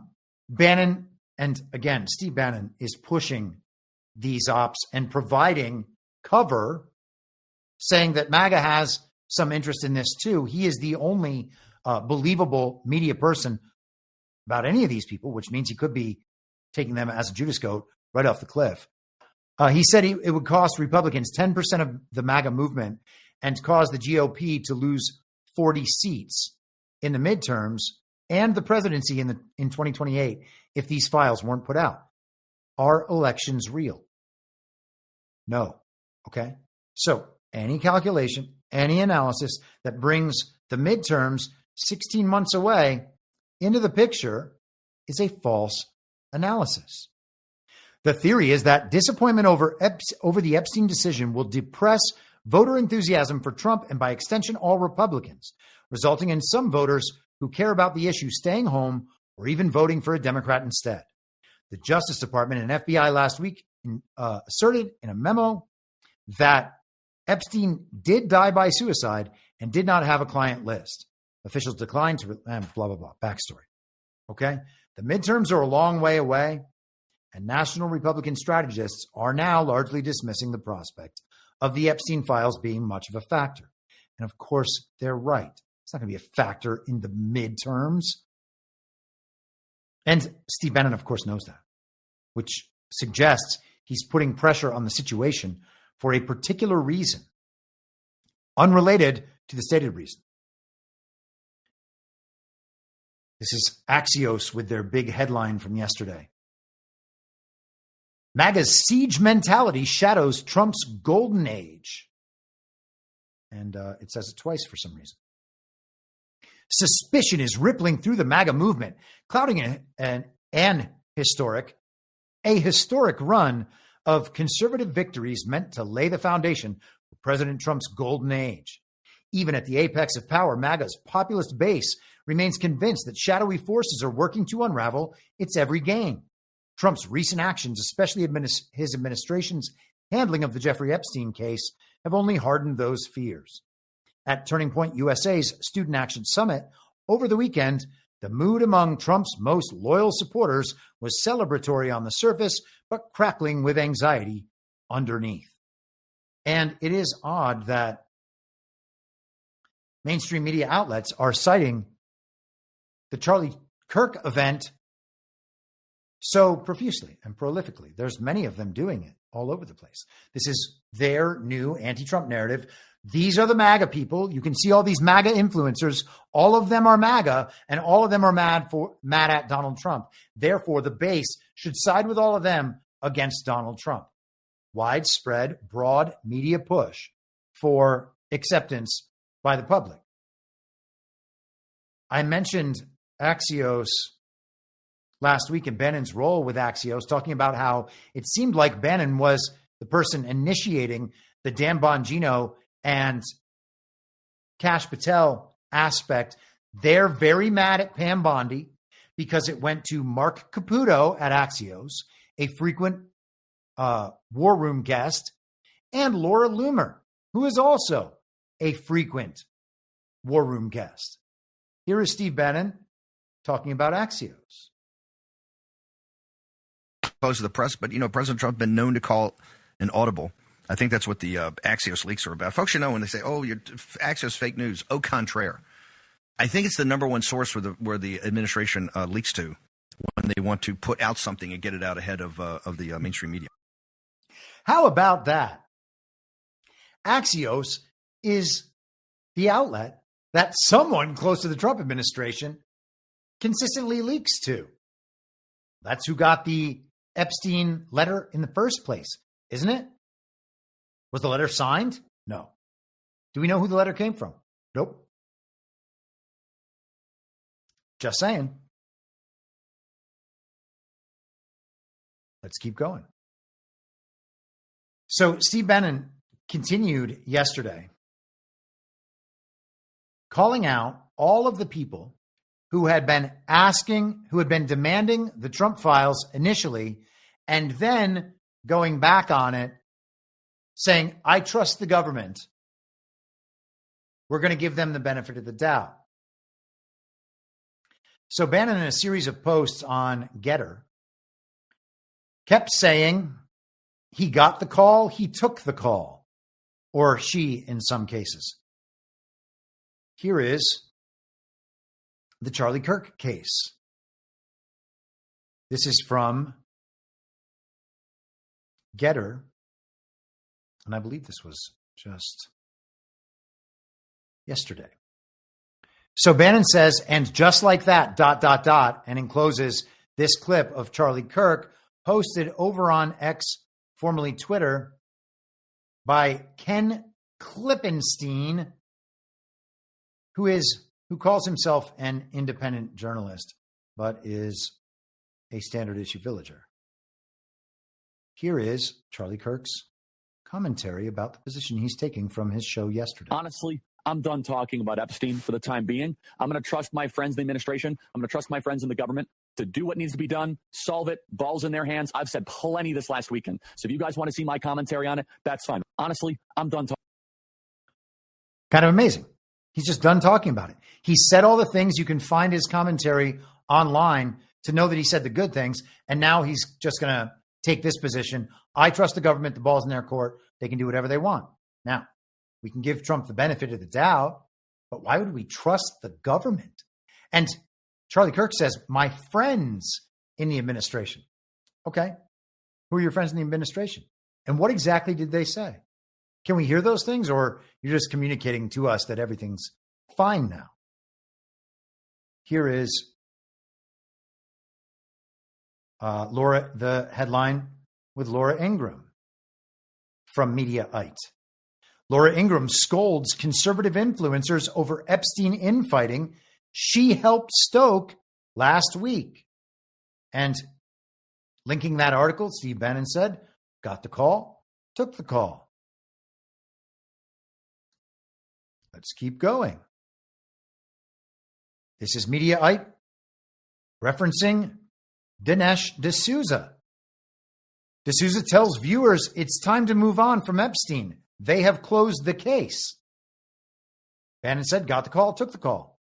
And he also highlighted this response from none other than Matt Gaetz. And you will know, if you are a longtime viewer of this show, that I am a Matt Gaetz fan. I believe that Matt Gaetz is tasked with doing exactly what he's doing. He was the man who pressed John Durham in those hearings in Congress a couple of years ago. I think Gaetz has always had a significant role to play, and that's why they tried to take him down. But here is the Matt Gaetz response from X, formerly Twitter. Oops, didn't share it yet. Got to share it first. Learn my lesson. Here we are. Almost there. There we go. There we go. President Trump never stopped building a business empire, a media empire, a political empire. We believe he has exactly the team to maximize success.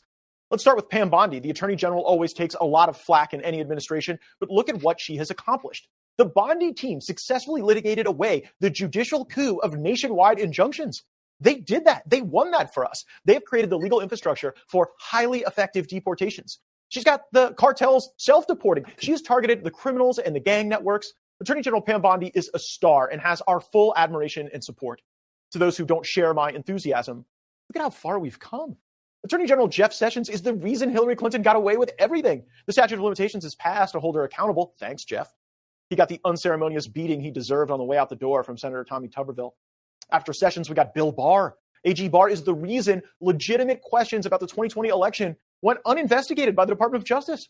I personally know of cases Bill Barr shut down that related to voter fraud that could have told us a lot more about the networks and the people who are trying to destabilize our elections and our voting process. You don't think you're getting all the answers you want on Epstein? We never got the answers on an election that resulted in a dementia ward escapee being president for 4 years. After Bill Barr was Jeff Rosen. He was the acting attorney general. He allowed MAGA grandmothers to be hunted like Pam Bondi is hunting MS-13. Pam Bondi is the best attorney general Donald Trump has had by a factor of 10,000. And anyone who disagrees with me is welcome to come on this show and choose their fighter. Which Trump AG would you replace Pam Bondi with? Barr, Sessions, Rosen? She's the best, and we appreciate her service. He keeps going on. It's worth noting that Matt Gaetz was slated for the attorney general role prior to Pam Bondi, and JD Vance went to the Senate to argue on behalf of Matt Gaetz. They went together. JD took Matt for a tour of the Senate to argue in favor of Matt Gaetz's confirmation by the Senate. So here we have Pam Bondi. Now, what do we make of this? He said some things that clearly aren't true in that short clip. There's just no avoiding that. Then you got the Sessions and Barr thing. I keep those people in the question mark column at this point. You know, I'm not saying that the story doesn't outline their behavior as he described. The official story definitely does outline that. But I think a lot of people with good reason have a disbelief in all the elements of that official story.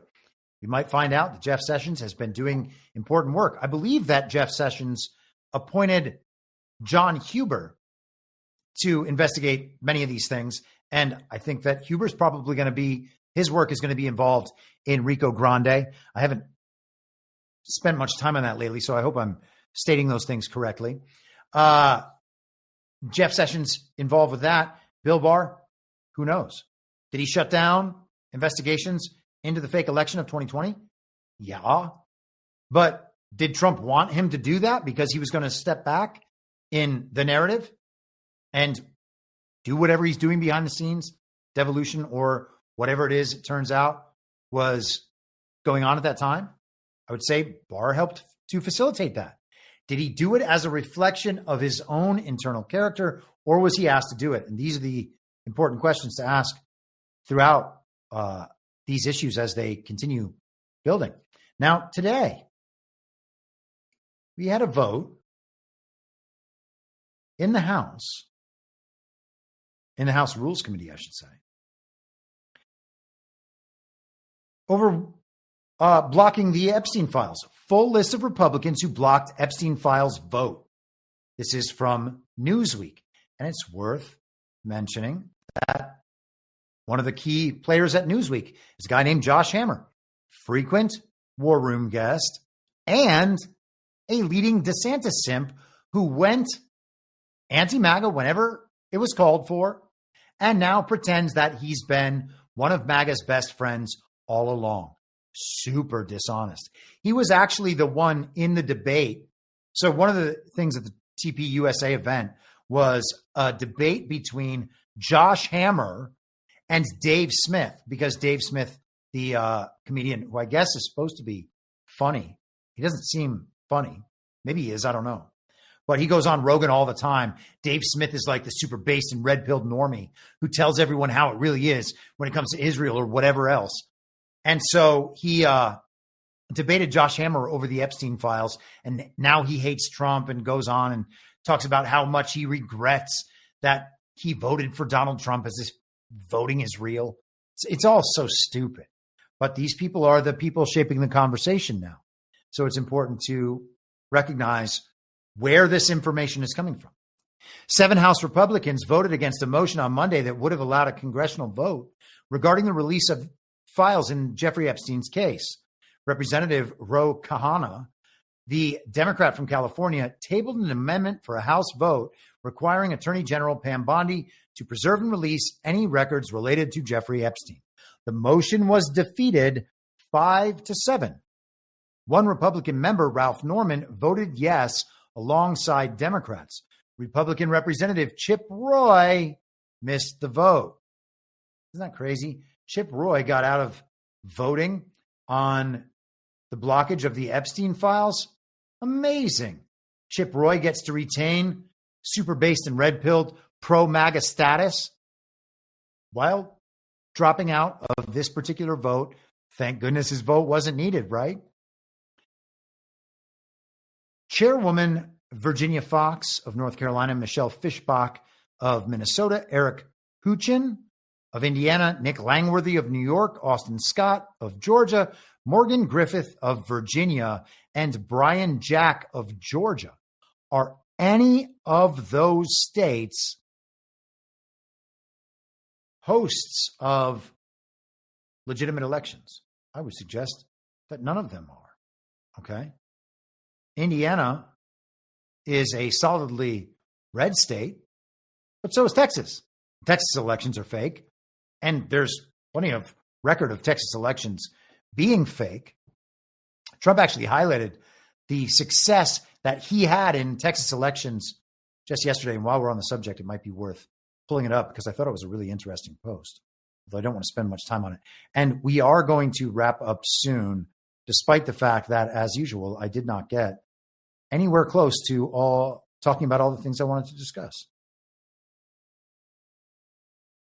Donald J. Trump just spoke to our great congressmen and women of Texas.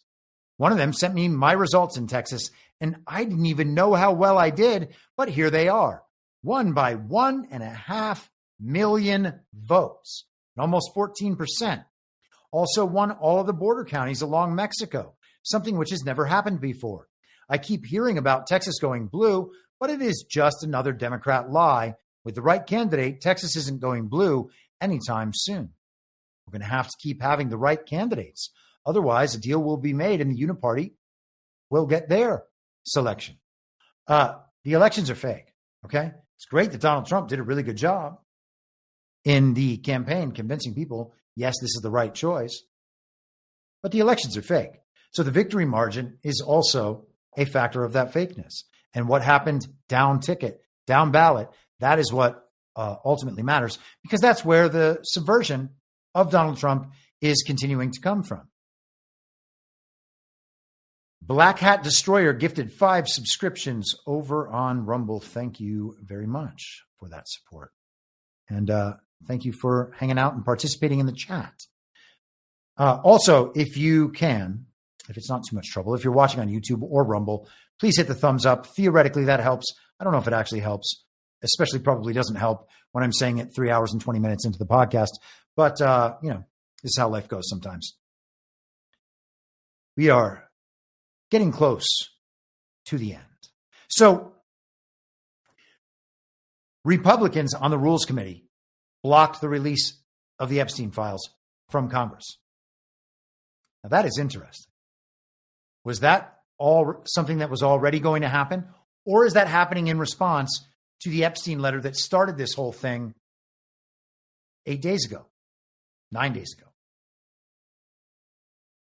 It all seems pretty programmed and scripted. And so if they knew that Congress was going to vote, if Trump knew, if the Trump team knew that Congress was going to vote on this, would they preempt it by getting people to go all in? This is bad against Donald Trump to release the Epstein files and then force them all to watch the Republicans in Congress do the same thing? Now, the story is going to be that all these Republicans in Congress did what Donald Trump wanted them to do.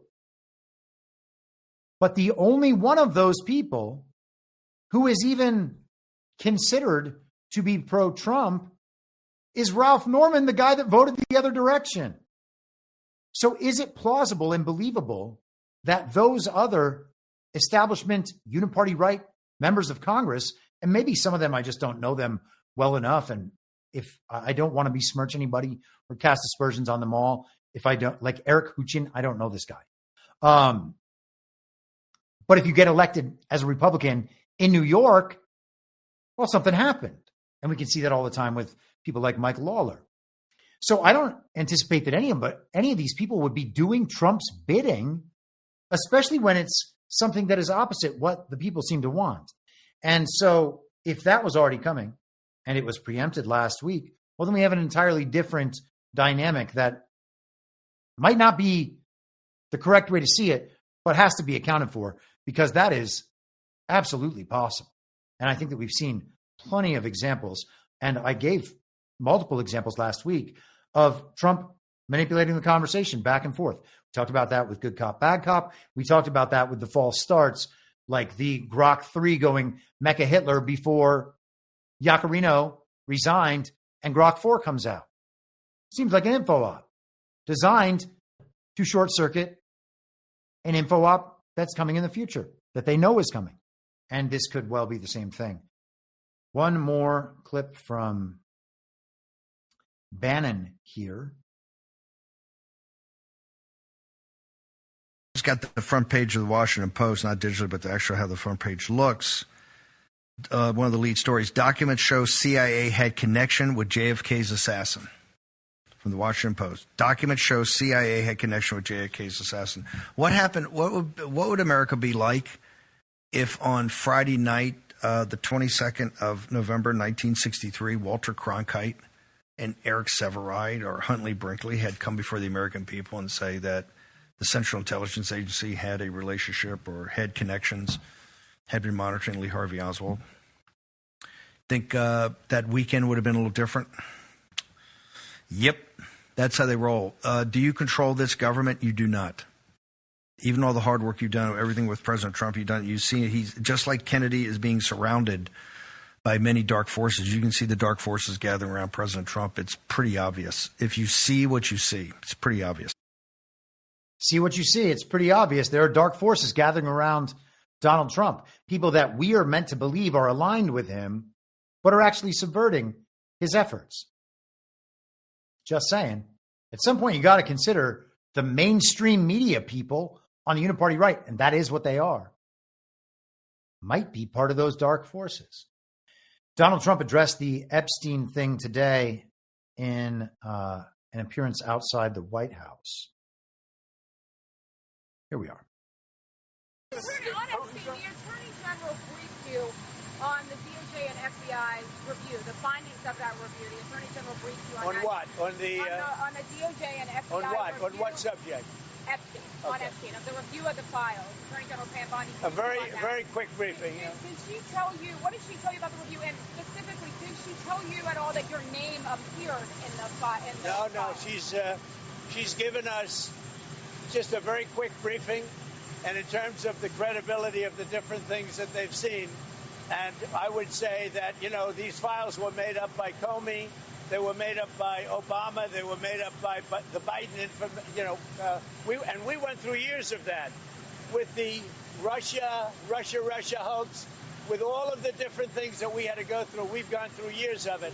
But she's handled it very well, and it's going to be up to her. Whatever she thinks is credible, she should release. Yeah. On Texas. And it's amazing. Caroline Levitt is right next to him in the shot.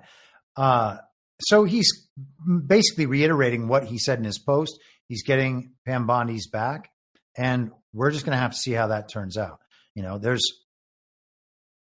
I understand the urge to have an opinion on the subject, okay? And a strong opinion at that, because it's an important issue.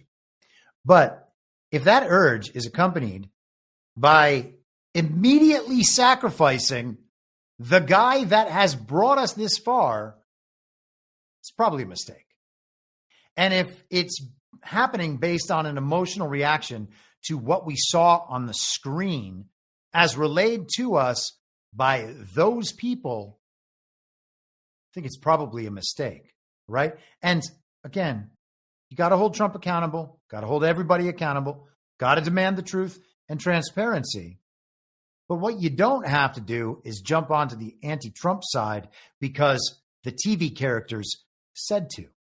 And again, this is not the only issue they're doing that about right now. And I had a long Ukraine segment. Maybe I'll do it on Friday. But the long and short of it is, there are now reports that Trump is going to send more arms to Ukraine via NATO. Mark Rutte, Trump's guy, who's the Secretary General of NATO, was at the White House yesterday. He was just there. This is his second trip in the last 4 or 5 months. I think early March was the last one. So 4 months. We're supposed to be sending weapons to Ukraine via NATO. Okay. NATO, basically defunct, or, potentially in the future, I think it will be. I think that NATO has to be done away with. And the Russia stuff all makes sense. If there is any coordination at all to remove the global regime's apparatus, I would think that NATO would have to be a part of that then collapses.